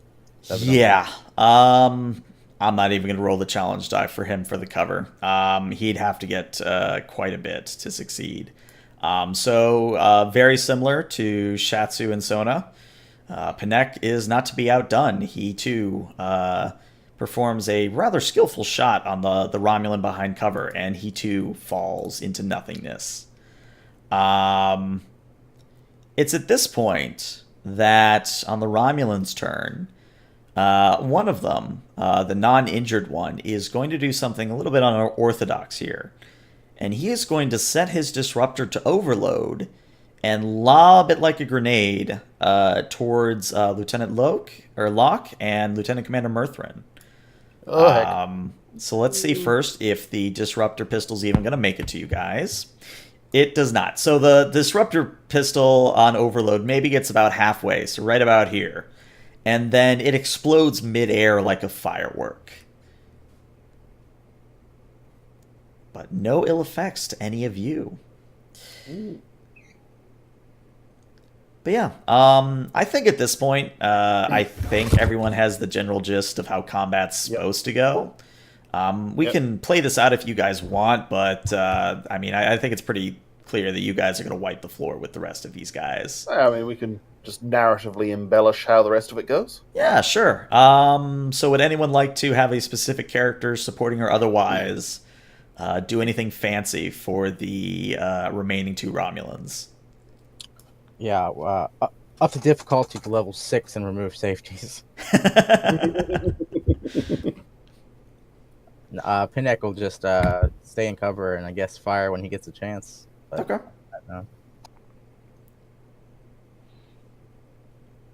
I imagine probably Sona and Shatsu would be ones to run up to the enemy. So it's one of those things where narratively it can either be one of them or both, or a combination of you guys plus them. But they will more or less run up to engage in hand-to-hand combat, unless one of you takes the Romulans out of your own volition, kind of a thing. Oh, there we go. I have a connection back. Yay. So yeah, as I said, you guys will more or less wipe the floor with these guys, no problem. And as the simulation comes to a close and the holodeck returns to its normal, no program loaded type state, Shatsu kind of smiles at each of you and she says, well, I feel much better now knowing that Alpha Shift is clearly capable of handling their own. I do worry about Gamma Shift, but that's Gamma Shift's problem. I again would like to thank all of you for indulging me. I, of course, am not the commanding officer here, but I don't have anything else for you at this time. I appreciate you keeping the senior staff in fighting condition, Lieutenant. Of course, sir. And I imagine as people filter out, Mithrin will sort of stop by and say, so, that holo novel that you based this on? Yes. Are you interested in perhaps reading it yourself? Yeah, because it looks like... I don't think I've come across it. Is it a recent one, or...? She says, well, it is a Cation novel. It's a little bit of an action slash spy novel, if you will. Interesting. And she leans in, and she looks like a little embarrassed to admit this, but it's Zindai Another Day. I can get you a copy if you'd like. I love that pun.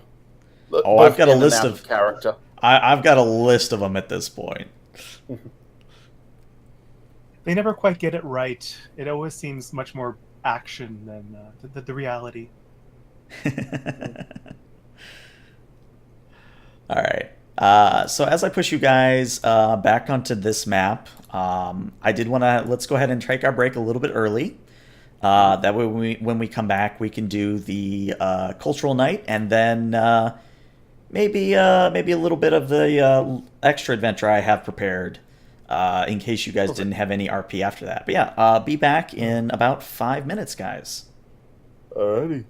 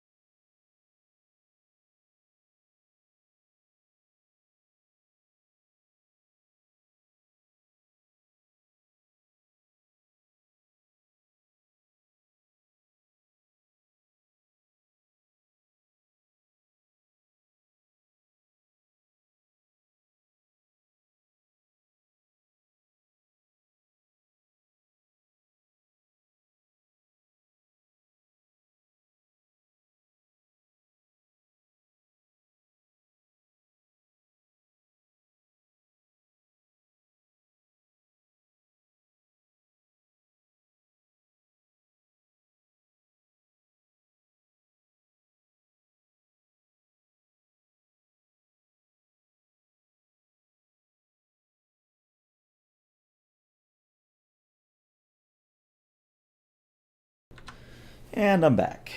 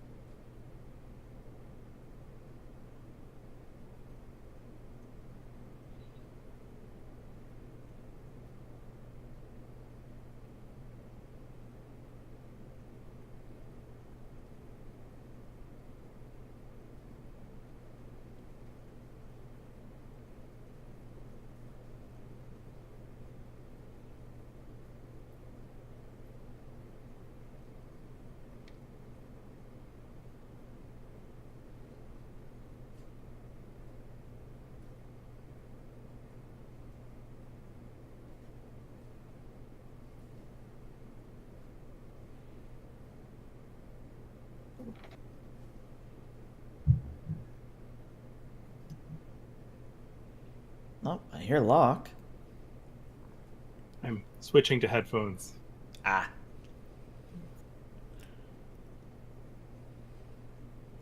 I think I'm quieter with push to talk. I don't say as much. I'm That's just okay. used to tech games.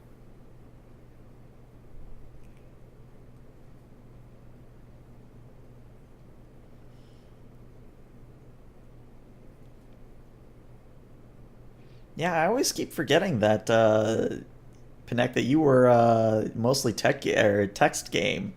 I think you're Oh, it doing shows. quite well for your quote unquote first voice foray. Yeah, I was kind of nervous about the log too. Ah, you did an excellent job.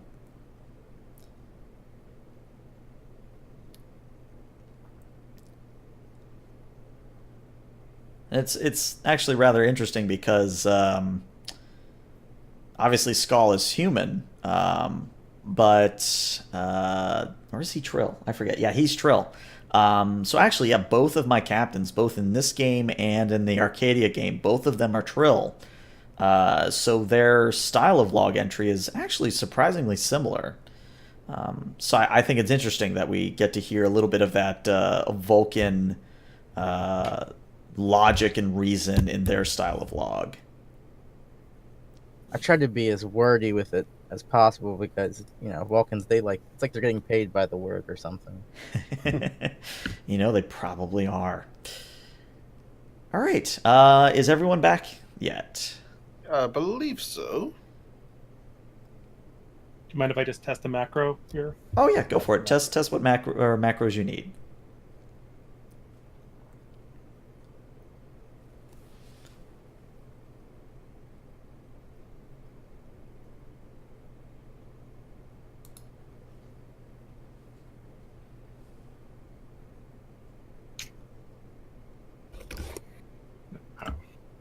Ooh, yeah. So it's a good thing that that roll doesn't count. Otherwise, that complication would. Yeah. That. Trying to figure out how to do the reroll roll. We've blown up another Romulan base. Just somewhere in the Alpha Quadrant, a base explodes. No one knows why. But yeah, Beckett, are you back yet? Doesn't look like it. Yeah, it doesn't look like Beckett's back yet. All right. He might be on a call or something. Yeah, he did mention it earlier. So let's go ahead, dive right in, and as Beckett comes back, he can certainly join in the fun as he wishes. So the next day, really the next quote-unquote night on the ship, a large number of crewmen, along with any of you who would like to go, gather in what is known now as the Duck Lounge. It is actually pretty jam-packed. Even though it is about the size of 10 Ford, it is... I mean, there's... I'm trying to figure out how to put this properly. You're not like in a mosh pit, but you definitely don't have as much personal space as you may have hoped. The turnout is tremendous. And... it's a bit like when they try to cram all the crew into the galley on the Intrepid class. Yeah, it's kind of packed. But I did want to ask before I have the supporting characters do their own talents. Would any of you like to do yours first?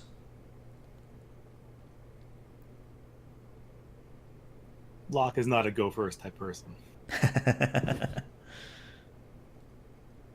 Okay. Well, I'm gonna say technically I am going first because I will be there with alcohol that I have made. Okay. As you know, I will be serving tending bar. Okay. And just for flavor, what sort of liquor have you brought to the table? Mostly ales, lagers, no hard liquor. Haven't actually got the moonshine still going yet. Right. So just effectively different types of beer. Okay. And of course, the liquor is a hit among the crew that are present, simply because it's not synthahale.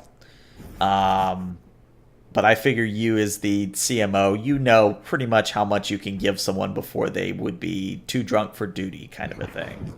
Absolutely. Hence why I'm tending bar. I know when to cut people off. Exactly. All right, so, after everyone gets a drink and settles down, the first thing of the night, one of your Ferengi crewmen, who I really should have come up with a name for, but I'll figure one out later. One of the Ferengi crewmen has a sort of a movie he'd like to show you all. It's a very short one. It happens to be Latinum is Forever, a very classic tale of a business merchant on Ferenginar that rises to become the Grand Nagus. As far as movies as a whole, it's a fairly decent movie. Obviously, there's a few things lost in translation, since, Ferengi are all about profit and whatnot. So some of it you might kind of turn your head at and go, huh. Hold on, was that meant to be a good ending? What's Rule of Acquisition 13 again? Oh, God. I should have those up. I honestly forget. I feel that since that was the moral of the stories, remember Rule of 13, they should have mentioned it at least once. Well, 13's one of the one that never got listed in the series. Oh, dear. I mean, 10 is Greed is Eternal. I'll have to come up with one later, unfortunately. Laughing is better than Greed. Anyway, so, this movie gets shown. And, most everyone has a good time with it. It's a great, quote-unquote, opener to go with the fresh and home-brewed beer, along with some snacks, kind of a thing. It gets everyone in the mood for entertainment, kind of a thing. Up next, Senior Chief 10 actually pulls out a ushi. It is this equivalent of a stringed instrument, sort of like a violin, but it mostly looks like if someone took an ice pick and turned it into a string instrument, almost like a harp. But it definitely sounds more like a violin than a harp. And he does a very short performance, a very short piece with his ushi. And, after he finishes, most of the crew very politely applauds. One or two give a bit more of a hearty clap. And before I move on to the next quote-unquote act, did anyone else want to go? I think Locke will step up then at that point and pull out his little accordion and play a little song as he requests someone pass out the various Schwarzwursts and Bloodwursts.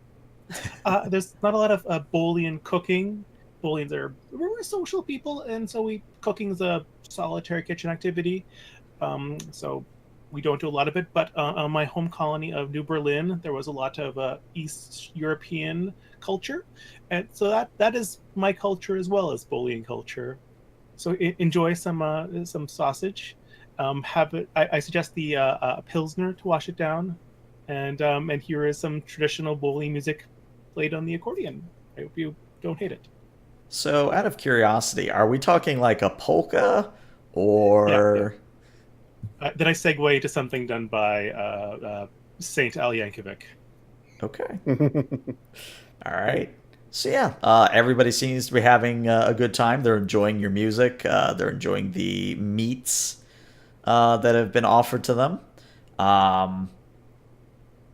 I would say that as a whole, your entry, quote unquote, into Cultural Night is very well received. And in fact, as you kind of step down from the little stage and head back to your seat, a few of the crew gathered here will kind of whisper and tell you, your food was excellent. Thank you. I should get the recipe from you sometime.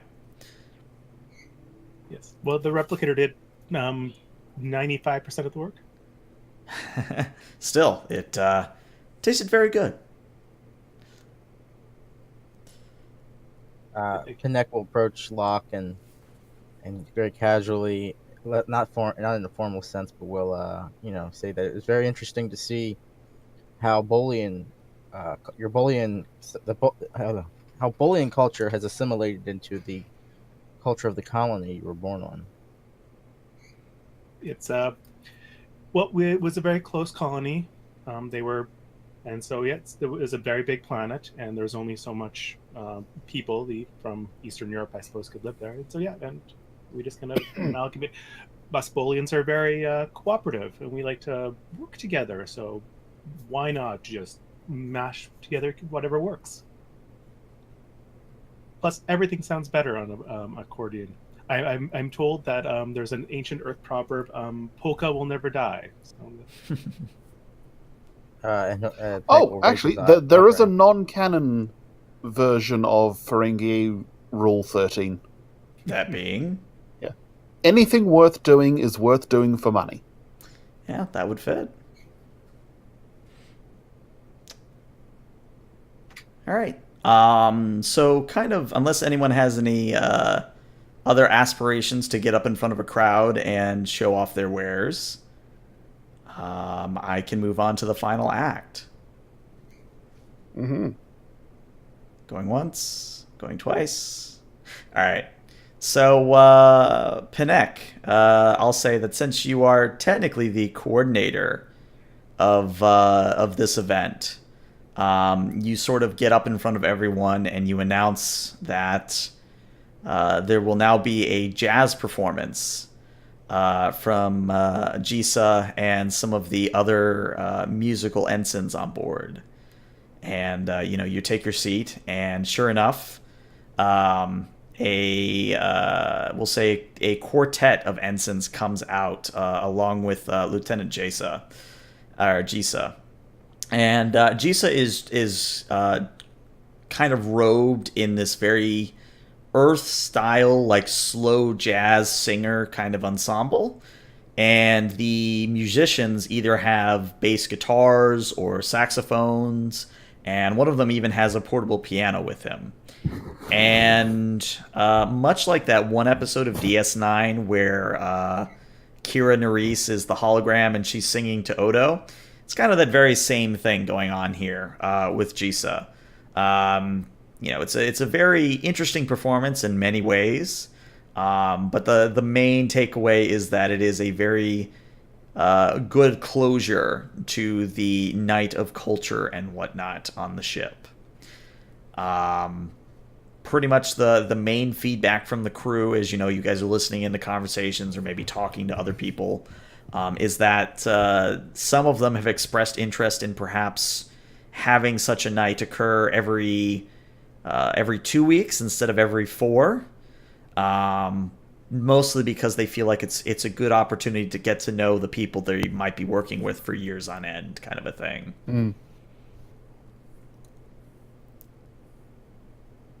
But yeah, unless anyone has anything they'd like to do, I can skip ahead a bit. I think just all in all, I'd consider that a successful first culture night. Yep. I always like hearing about other people's cultures, and I don't know if I could do smooth jazz on an accordion, but maybe next time I will try. It'd certainly be interesting. All right. So we'll say, the rest of the night passes fairly uneventfully. Gamma shift detects one subspace disturbance, but it's there one moment and gone the next, and it's far away enough that it would require almost like a day's travel of what's the word I'm looking for? Of detouring. So the officer in command of Gamma Shift decides it's not worth the effort to see what a random subspace disturbance is. So when all of you come back into Alpha Shift, and I'll put you on the bridge again, just for sake of argument. As all of you come back in to the bridge at the beginning of your shift, Senior Chief Thin looks like he's been there a little bit longer than the rest of you. Like, all of you would see him, like even the first one among you would see him before you came in. And when everyone's assembled, Tin will kind of look around and look to Panek, and he'll say, Sir, I have a bit of interesting and perhaps disturbing information to share. I'll swivel around. Please do tell.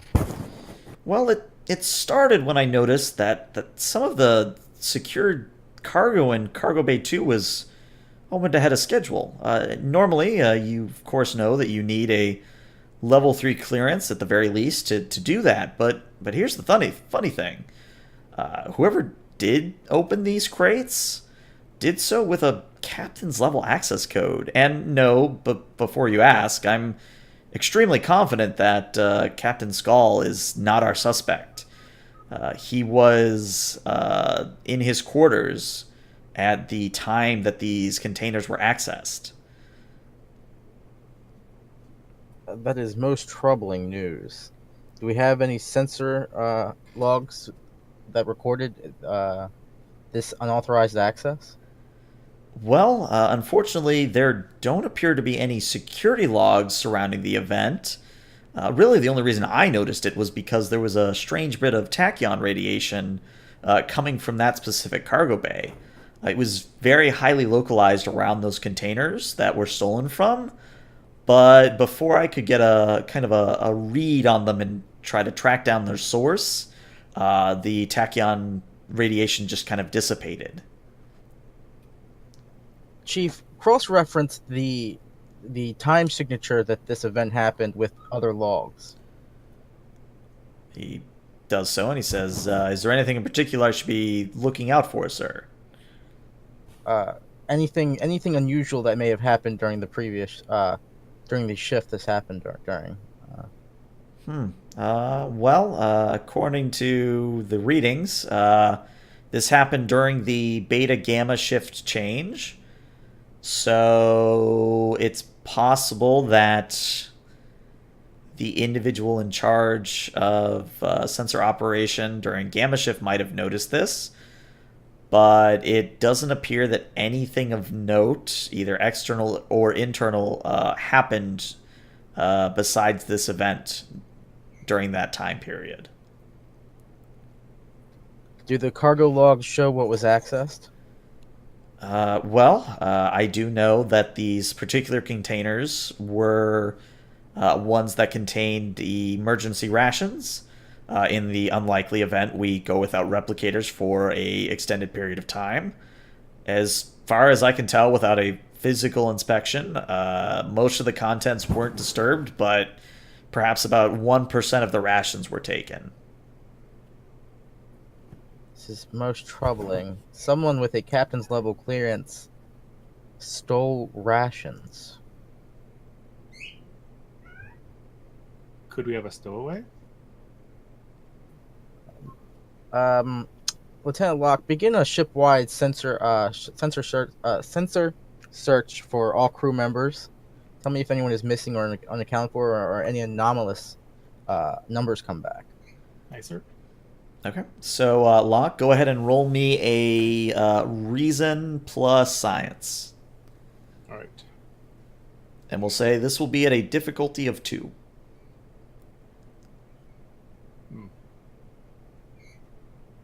So we do scene change since the last. Oh, yeah, this would be a scene change.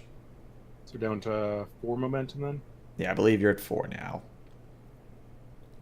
Okay, so spend 1. Okay. I don't really have a focus for this.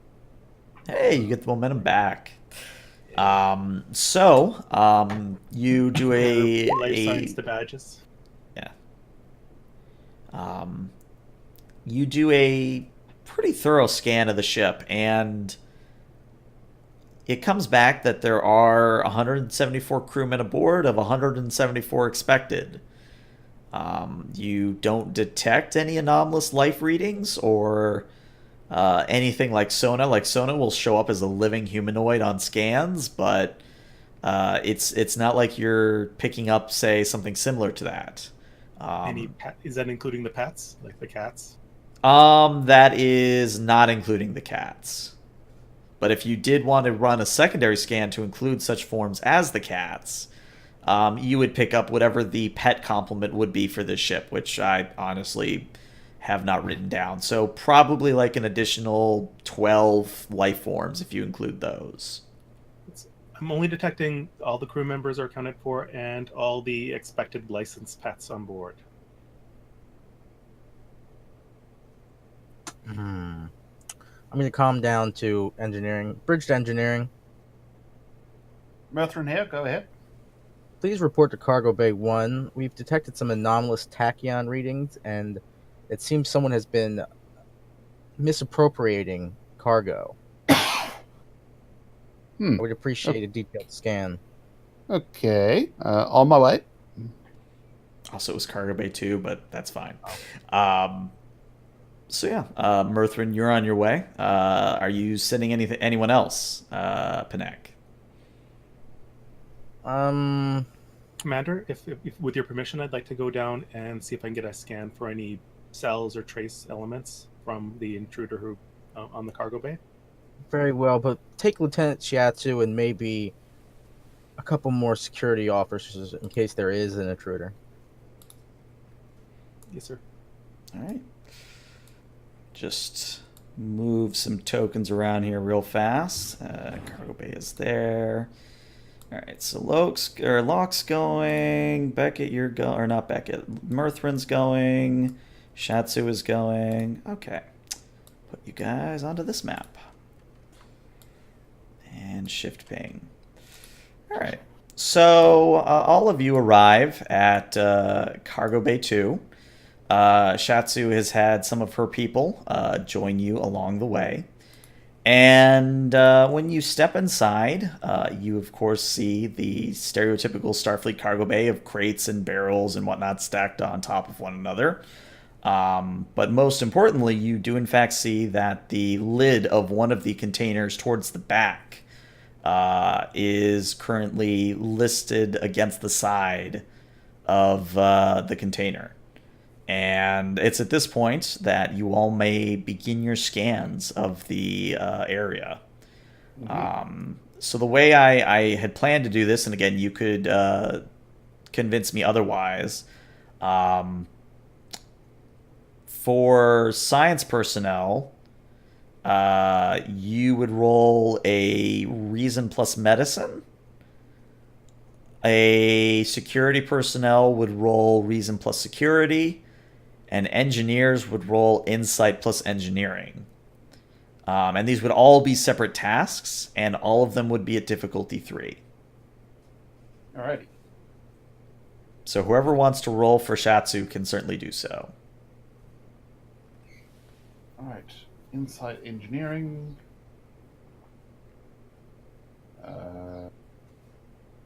Play my momentum to boost that to 3.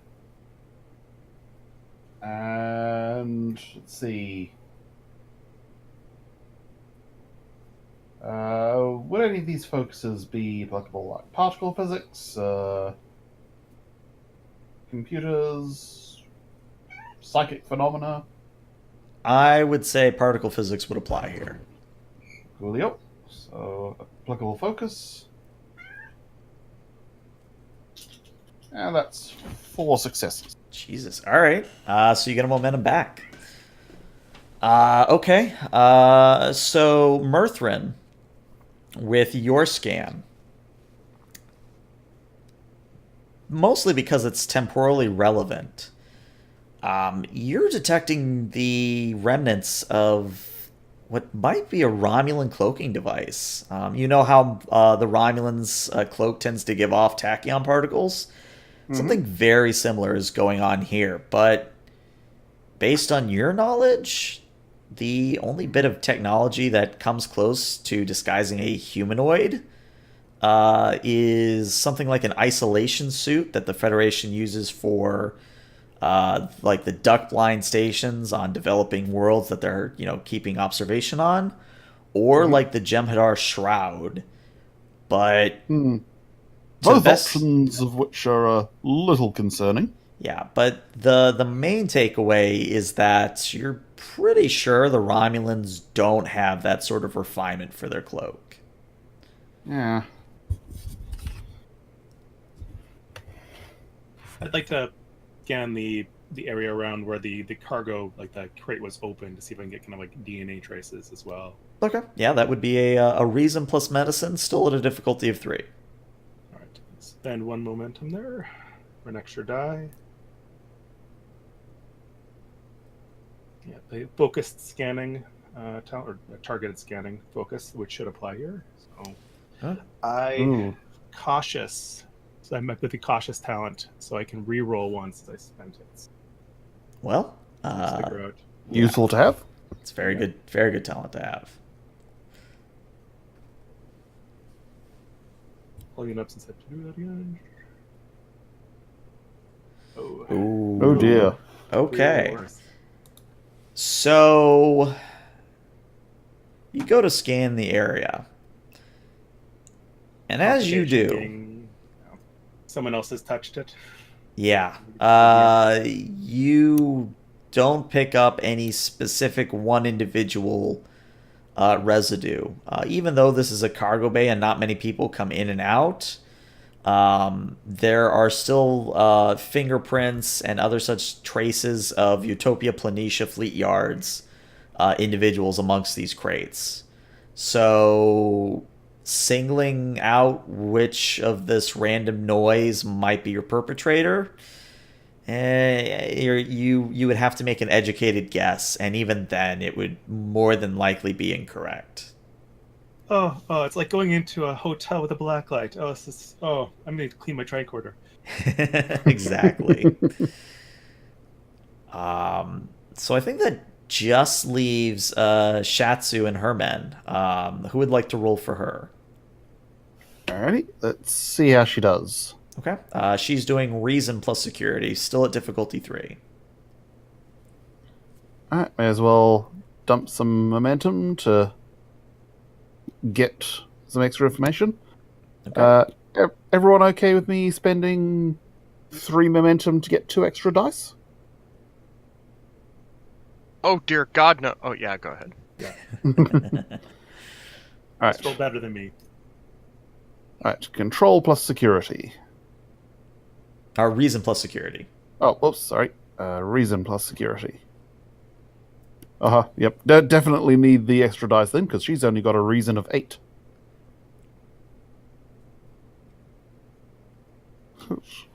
That's 4 dice. No applicable focuses, really. Oh. Perfect. Yeah, so you get... And that's 2 extra bravo. successes, so that's 6 successes altogether. So you get 2 momentum back. Well, actually, 3 momentum back. I could count. So Shatsu pulls out her own tricorder and begins a scan, and she says, "Well, this is interesting. Locke, are you sure you weren't able to determine who was perhaps responsible for this?" Not from the top of the crate. Well, if you'd like to take a look, and she'll move over so you can see the same thing she's looking at. And she goes on to say, as you can see here, there are trace amounts of this individual, an engineer Thomas from Utopia Planitia, that there's readings of him both inside the crate, outside the crate, and she points to one of the walls and into one of the Jeffries tubes. Oh dear. Shall I ring down to... Shall I call it down to engineering and have them start sealing off the Jeffries tubes? Let me think who's the... Yeah, Mirthrin, you're the officer currently in charge of the situation, so that's your call. Unless you want to radio Panek first. Yeah, I think this is something we should bring Panek in on. I'm here. Yeah, Mirthrin to Panek. This is Paneko. We've got reason to believe there might be a stowaway on board. Requesting permission to lock down the Jeffries tubes and start conducting a systematic search. Agreed. I suggest setting up perimeter force fields around the areas as you search them. Yep. Put in course of action. Computer, initiate intruder alert. All right, so the I believe that's technically yellow alert, so the ship goes to yellow alert, which is probably the very first time any sort of alert has come on except during shakedown. So it is very new to the crew. Obviously, they respond as their training has been, but for someone, say, like Commander Beckett, who obviously was not expecting yellow alert, this might be a bit of a shock. Mm-hmm. Yep, so... Yeah, and as a matter of fact, I will go through the communicator and what's I'm looking for? Commander Beckett to the bridge. Here. Is this a drill or is something going on? We appear to have a stowaway aboard, Commander. Oh, very well, Exo. We will take precautions down here. Thank you for the information. Yep. No problem. Bridge out. And Mertha and all have basically just gone over to the nearest wall terminal, plugged in his command codes, and initiated a, force field lockdown of the Jeffries tubes. Okay. I'll say you can certainly do that. I mean, technically that's Shatsu's job, but you certainly could do it if you wanted to. Well, I'm thinking specifically because, he's in charge of engineering, so he'd be able to go, okay, we can section off the Jeffries tubes like this, and then we'll be able to, systematically go section by section. Oh, I see what you mean. We'll say that Shatsu will at least provide some insight, but we'll more or less go along with what you're doing. She would pretty much be doing the same thing. So we'll say that as this deck-by-deck manhunt begins, did you guys want to start at the top of the ship, at the bottom of the ship, at the prow, at the aft? Where did you want to start? I'm thinking start from the bottom near the engines and just work up from there. All right. How long ago was it detected? So this has been... So the actual incident occurred about 9 hours ago, if I have the timeline properly done. Anywhere on the ship now. Yeah. I'm gonna send a message to, not like a voice message, but a text message to all the department heads, and so that they can get a proper head count of their departments during the yellow alert, so that way, just to make sure someone hasn't replicated in a uniform and is pretending to just hang out somewhere. Okay. All right. We could also just get everyone to the front of the ship and then like vacuum the rest of it. That's a little extreme. We could always do a baryon sweep like Picard did when the. I mean, yeah, that would solve your stowaway problem, but yeah. We'll say then you start at the bottom of the ship and work your way up. And it was actually a good idea to start at the bottom, because not 10 minutes into searching Deck 15, in between the antimatter storage pods, one of the groups, and I'll say whoever wants to be in this group can be, you will come across a camp of sorts. So out of curiosity, who might be a part of this group that's down on Deck 15? Probably Murthrin. Okay. I'm just gonna be coordinating everything from the bridge, so not me. Okay. Yeah, and Beckett will be in sickbay, but also getting his head count on the people in his department. Okay. I think that just leaves Locke. Locke, are you going to be part of this, or are you going to be a different search team? I'd probably be on the bridge, really carefully monitoring the life signs. Good call. Making sure no one just appeared and vanished. Good call. So, Murthrin and Shatsu, along with a few other red shirts. This camp, really, I call it a camp for lack of a better term, is kind of this haphazard collection of boxes, crates, and other such containers that are arranged in a fashion to hide a small area away from all but the most astute inspection. Like, you had to go fully into the room and go around the storage tanks to even see this. And in this hidden away space is a cot, several discarded ration wrappers, a few data pads, some engineering tools, and strangely enough, a pad of yellow post-it notes. And written on the top post-it note is very simply in Earth English, "Don't follow me." Well, that's not ominous in the slightest. Quickly looking at the data pads, anything of note on them? Roll me an insight plus engineering at a difficulty of 2. Insight engineering.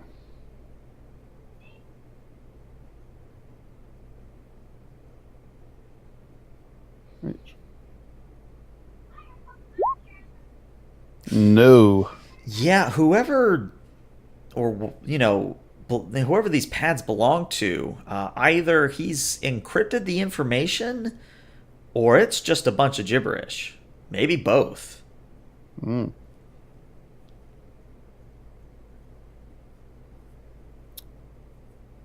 Right. Well, we'll get Beckett down here and just do a full, go over the place with a fine-tooth comb for any kind of forensic evidence. Okay. So Beckett, are you going to go yourself, or are you going to send one of your staff members to handle it? To be honest, I will send one of the staff members to handle it, as thinking of keeping a handle on my department's a little bit more important. Gotcha. But I'll definitely send somebody down there, especially if I have somebody that's specializes in this kind of thing. If not, then I'll just send Vara and have her handle it. Yeah, I was gonna say Vara was probably gonna be my choice. But, all right. Okay. So we'll send Vara down, and Vara will arrive after about 5 to 10 minutes, and she'll come over to where Shatsu, Murthrin, and the other security personnel are waiting, and she'll begin a medical tricorder scan of the area, and she will report after a few moments. I'm again detecting the traces of a engineer Thomas, which according to the records was one of the engineers who worked on the ship back at Utopia Planitia.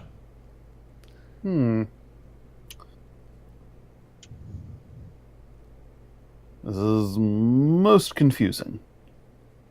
Can you pull up anything about his service record on the computer? Do we have any information about him? Yeah. So, Locke, when of course all of this information is getting shared with the bridge, so you're kept in the loop. Okay. When you go to pull up his service record, Locke, you see that Engineer Thomas was a very reclusive sort of engineer. To put it bluntly, he was assigned to tasks that were out of the way, perhaps in annoying or otherwise cramped conditions. So he's no stranger, based on his work log, to extended stays in Jeffrey's tubes and things of that nature. You note that there is actually I wouldn't call it a reprimand, but definitely like a note or a flag in his file that someone should probably see about getting this guy some counseling, because it's not normal, the fact that he literally camped out on the ship between his shifts instead of going back to Earth or going back to Mars colony kind of a thing. I've walked over to Locke's console as this is happening. He's reading the stuff off, and I'll say, Lieutenant Locke, patch into the Nebula relay buoy and get us Utopia Planitia. Patching in. All right. So you get the Utopia Planitia. We'll say that the individual that answers is, as I pull up my notes, it is a chief specialist Dagum. And Dagum just kind of blinks and says, hello, Ophion. This is Utopia Planitia. I hope all is well. Yes, we're just calling about Specialist Thomas, I believe the name was. Thomas. Lieutenant Thomas. One moment, and he, kind of off screen, he taps at a console and he says, "Ah, yes, Engineer Thomas happened to be one of the only ones named Thomas that worked on the Ophion. We haven't been able to tell what happened to him after the Ophion left. Do you perhaps know where he might be?" We have reason to believe he was hiding out below the antimatter pods down on deck 15, and since then, not so much. He looks very troubled, almost as if he's trying not to be angry and or upset, but doing a very poor job of it. And eventually he says, "I'm sure you've read his record at this point, but if and when you do find him, you might want to keep him confined." We will take your concerns into consideration, Chief. Of course. Is there anything else I can do for you, Ophion? It would be my recommendation. Is there anywhere he could have possibly gotten hold of what were those suits called again? An isolation suit. Is there anywhere he could possibly have gotten hold of an isolation suit? Dagum thinks for a moment and says, no, we typically don't carry isolation suits anywhere, either on Mars or Utopia Planitia. Those are usually reserved for quote-unquote duck blind style observation posts on developing planets. May I recommend that we send that some security personnel be sent to his quarters or home and see if he left any information or clues? I believe we've already done that. One moment, and he taps at his console again, and he says, "Yes, about a week ago we sent someone to his quarters since he hadn't reported for duty, and sure enough, everything was gone. There was not a trace of him to be found.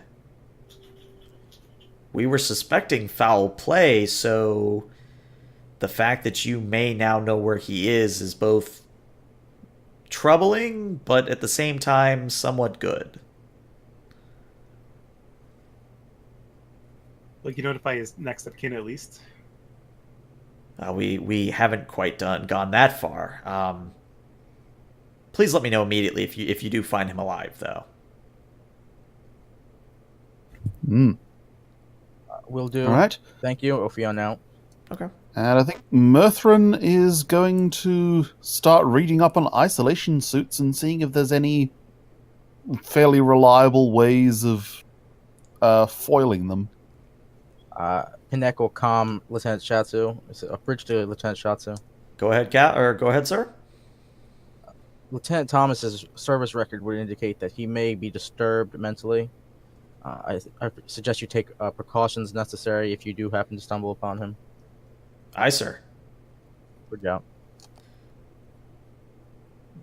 So, with the crate that was open, there was something removed. Would that be consistent with, say, an isolation suit? No. So the crate that was open was basically rations, and it's enough that maybe as he was picking up some rations, that he left a hair or some residue from his fingers, some form of DNA that was left over.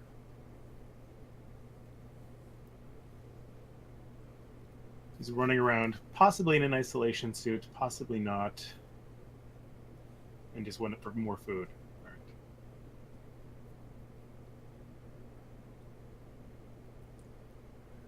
Would someone in an isolation suit be detectable by scans normally? And I'll say you and Mirthrin probably come to this conclusion at the same time. If you did a full tachyon sweep of the ship, obviously you would have to drop out of warp to do this, but if you did a full tachyon sweep, you would be able to detect any kind of cloaking devices, active or not, on the ship. Mm-hmm. And is Pinek aware of this? I don't know. Depends on who wants to tell him. So I guess I'll mention that. Beep down to Pinek. Sir, if we drop out of warp and fill the ship with tachyons, it should reveal his cloak position. However, since we did declare yellow alert, he probably also knows that we're aware of him, and probably, if he doesn't already know that we found his camp, he will expect us to find it soon. So he's probably lurking somewhere out of sight as it is anyway. I see. So time is of the essence. Very well. Make it so. Lieutenant Sona, please drop us out of warp. Aye, sir. Ophion slows down from warp 3 and comes to station keeping. Begin your scan, Lieutenant Locke. Okay. Preparing surge of tachyons. Queuing up the sensor sweep. Hopefully, maybe I can get a ping on him while he's exposed. Okay. All right. Flood the ship. All right. So for this, I'd like you to roll me. We'll say it's a control plus science, and we're gonna make this a difficulty 4. We have 4 momentum. Yep. So if I burn 3, that gives us 2 extra dice. Mm-hmm. Yep. Okay, so burning those 3 momentum. Oh, This to be is gonna nice, I'll also let the Ophion assist. Oh. The Ophion can assist you with sensors plus security. So whoever wants to roll for the ship can do that as well. Mm-hmm. I'll call that up. Okay. So the ship USS probably Ophion. needs to roll a 1 here. Sensors plus Security. security. Now, if I spend momentum for the ship, will that just be 1 for an extra die for the ship? I believe so, yes. I could be wrong. And since it did buy extra momentum, like extra dice with momentum, I can re-roll one of those as well. Yeah. All right. Well, go ahead. I'll let you have the extra momentum then. It's also a thing that you could use determination here, but let's see what the ship rolls first. Yeah, the ship only scores 1 extra success. And I'm assuming that that extra control task you just did was the reroll, yeah? Yes. Okay. Yeah, not good at all. So we have 2 options here. Either, well, 3 really. Either you can fail the task outright, in which case, obviously, you're only going to get so much information. You can maybe sell me on using determination to re-roll the die. All of the die. Or you can succeed at cost, but that would mean a complication. And just so everyone's aware, as XO, if we decide to use determination, I can spend 3 momentum to regain that determination. I don't think I have any appropriate values here. And plus, we've just tapped out on momentum, so... Oh, we are? I need to update my sheet then.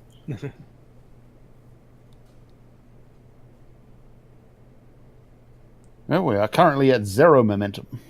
Well, I suggest we take the complication then. I mean, that seems like... I mean, we want to find this guy, and failing isn't really an option. Mm-hmm. Okay. All right. I push So? the sensors to the limit and Yeah. exceed our cost. Let's deal with this complication then. So, Locke, as you're scanning, you narrow it down very quickly to a disturbance of sorts at the forefront of Deck 15, in one of the perhaps least visited Jeffries tubes of the ship. Like the last person through here, according to the logs, was 6 months ago on Utopia Planitia. And as you scan, you pick up the unmistakable overload of a cloaking device. And while the Jeffries tubes are able to contain this extra discharge, if someone was wearing or wielding or otherwise near this device, they might have been injured. Oh, heck. Medical team? Yeah, I will say that you guys have Vara with you. I should have moved her token down. So Vara is there from medical. I think I increased the tachyons by a little too much. Oh, let's rush over there with the medical kit and hope that he wasn't actually wearing the thing. Okay. So the good old security team rushes on forward to the forefront of Deck 15. And again, you have to kind of crawl through Jeffries tubes to get here. But as you round a corner, you're met with the sight of a ragged-looking man in a stained and roughed-up Starfleet uniform. His hair is unkempt, as is his beard. He's kind of slumped up against the wall as much as you can be in a Jeffries tube, and he's shakily holding a phaser in your direction. And he just kind of says, "Stay back. Stay back. I'm not afraid to use this." And so I think Mithrin just sort of like motions for everyone to clear back. Lieutenant Thomas, I presume? How do you know my name? We pulled up the file after we got the DNA trace off the ration container. Damn, I knew I should have used gloves. That was stupid of me. I mean, I'm assuming you were pretty hungry if you've been hiding out here for, what, how long have we been out here? Out of character, I think it's close to 3 weeks at this point. I mean, if you've been hiding out here for, what, 3 weeks at this point? He blinks very slowly at you and he says, "It's been that long." I mean, well, give or take. I mean, took us a while to get out to the Sabine Expanse. He thinks for a moment and says, This has to be some form of Romulan trick. Don't think I don't know about how the first Prometheus was taken by the Romulans. It's required reading by everyone on Utopia of Planitia. How do I know you're not one of them?" What sort of vibe is Mirthrin getting off him emotionally? Confusion, mostly. Apprehension. Bit of panic. Fear. Stuff of that nature. Think.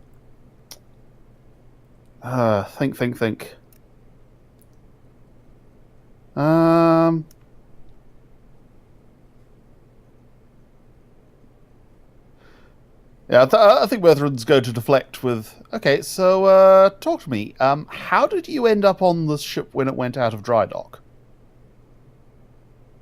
Well, I was just doing my job, fixing and installing systems down here on deck 15. I guess time got away from me because when I looked out of a window, I saw that the stars were flying past. But then as I watched, we dropped out of warp right outside of a Romulan facility. Yeah, funny story there. We answered a distress call and then sort of ran aground on a gravitational eddy. He doesn't say anything, but he's definitely listening. And long story short, it was a Tal Shiar cloaked base of some kind. And how do I know you aren't Tal Shiar? I mean, if I was, I'd probably wouldn't be for much longer, seeing as how I kind of blew it up.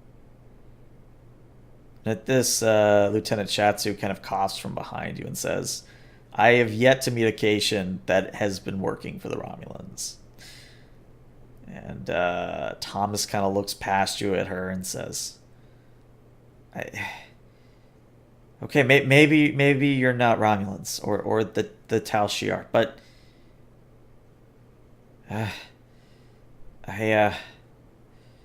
it's been rough. I thought the ship was captured. I was trying to get together a transmitter or some way to contact Starfleet and let them know that I could save the ship if they wanted, but if that's not the case," and he like visibly deflates at this, and he lowers his weapon. And as Shatsu kind of nods at her men to bring Thomas out of the Jeffries tube, she leans in and whispers to Mirthrin, "That phaser isn't charged. We could have just grabbed him at any time." I mean, I think it's good for him if we, wait for him to surrender it. Oh, most definitely. And then she'll open it up so that the bridge and sickbay will hear this. And she'll say, "This is Shatsu to the bridge and sickbay. We have detained Engineer Thomas. Shall we put him in the brig? Should we bring him to sickbay? What should we do with him?" Considering his service record, I think the most logical course of action would be to take him to under guard to Med Bay, and I will inform Lieutenant Jessa that she may be needed. Of course, sir. Right away. Computer cancel yellow alert. All right, so yellow alert goes away. Yep. So I'd imagine as we're sort of getting out of the Jeffries tubes and taking him towards Med Bay, Mirthrin will be going, "So, I am curious, though. I've been running up and down the Jeffries tubes trying to sort out the EPS conduits for the better part of a fortnight. How did you manage to avoid us?" Well, if you must know, these certain areas of the Jeffries tubes are lined with beryllium, which makes it very difficult to get a life sign reading through them. I can give you a map if you want. Beryllium. Out of character, is there a specific reason the beryllium's there, or No, I just literally picked a random element and went with it. Okay, cool. All right, just making sure I can techno babble. Beryllium. Oh, of course. The shielding for the multi-vector assault mode connection points. Ugh. You would not believe how many problems in the last 3 weeks have ended up being because of that damn multi-vector assault mode. It is beginning to make me paranoid. Well, it's on paper, it works fine. I mean, yes, but okay. You know what? I am actually glad that you are here because I have some feedback points to give on the design of this ship. Oh dear. And go ahead. Yeah, and sort of that's sort of like the music starts to fill up as the scene ends, right. Sort of moment. We're going to start to wrap up the session here, I think. Simply because we've almost been going for 3 hours, and getting past this point, we don't want to leave the captain out because he'll probably make the final call what to do with Thomas here. But before I'm feeling a little low energy myself. Yeah. Before we did close out the session proper, was there anything anyone wanted to do RP wise? I would like to actually try to take find the remains of the suit and see if it's at all recoverable. I would say the remnants of the suit are pretty much slag at this point. So unfortunately, you wouldn't be able to recover much from them.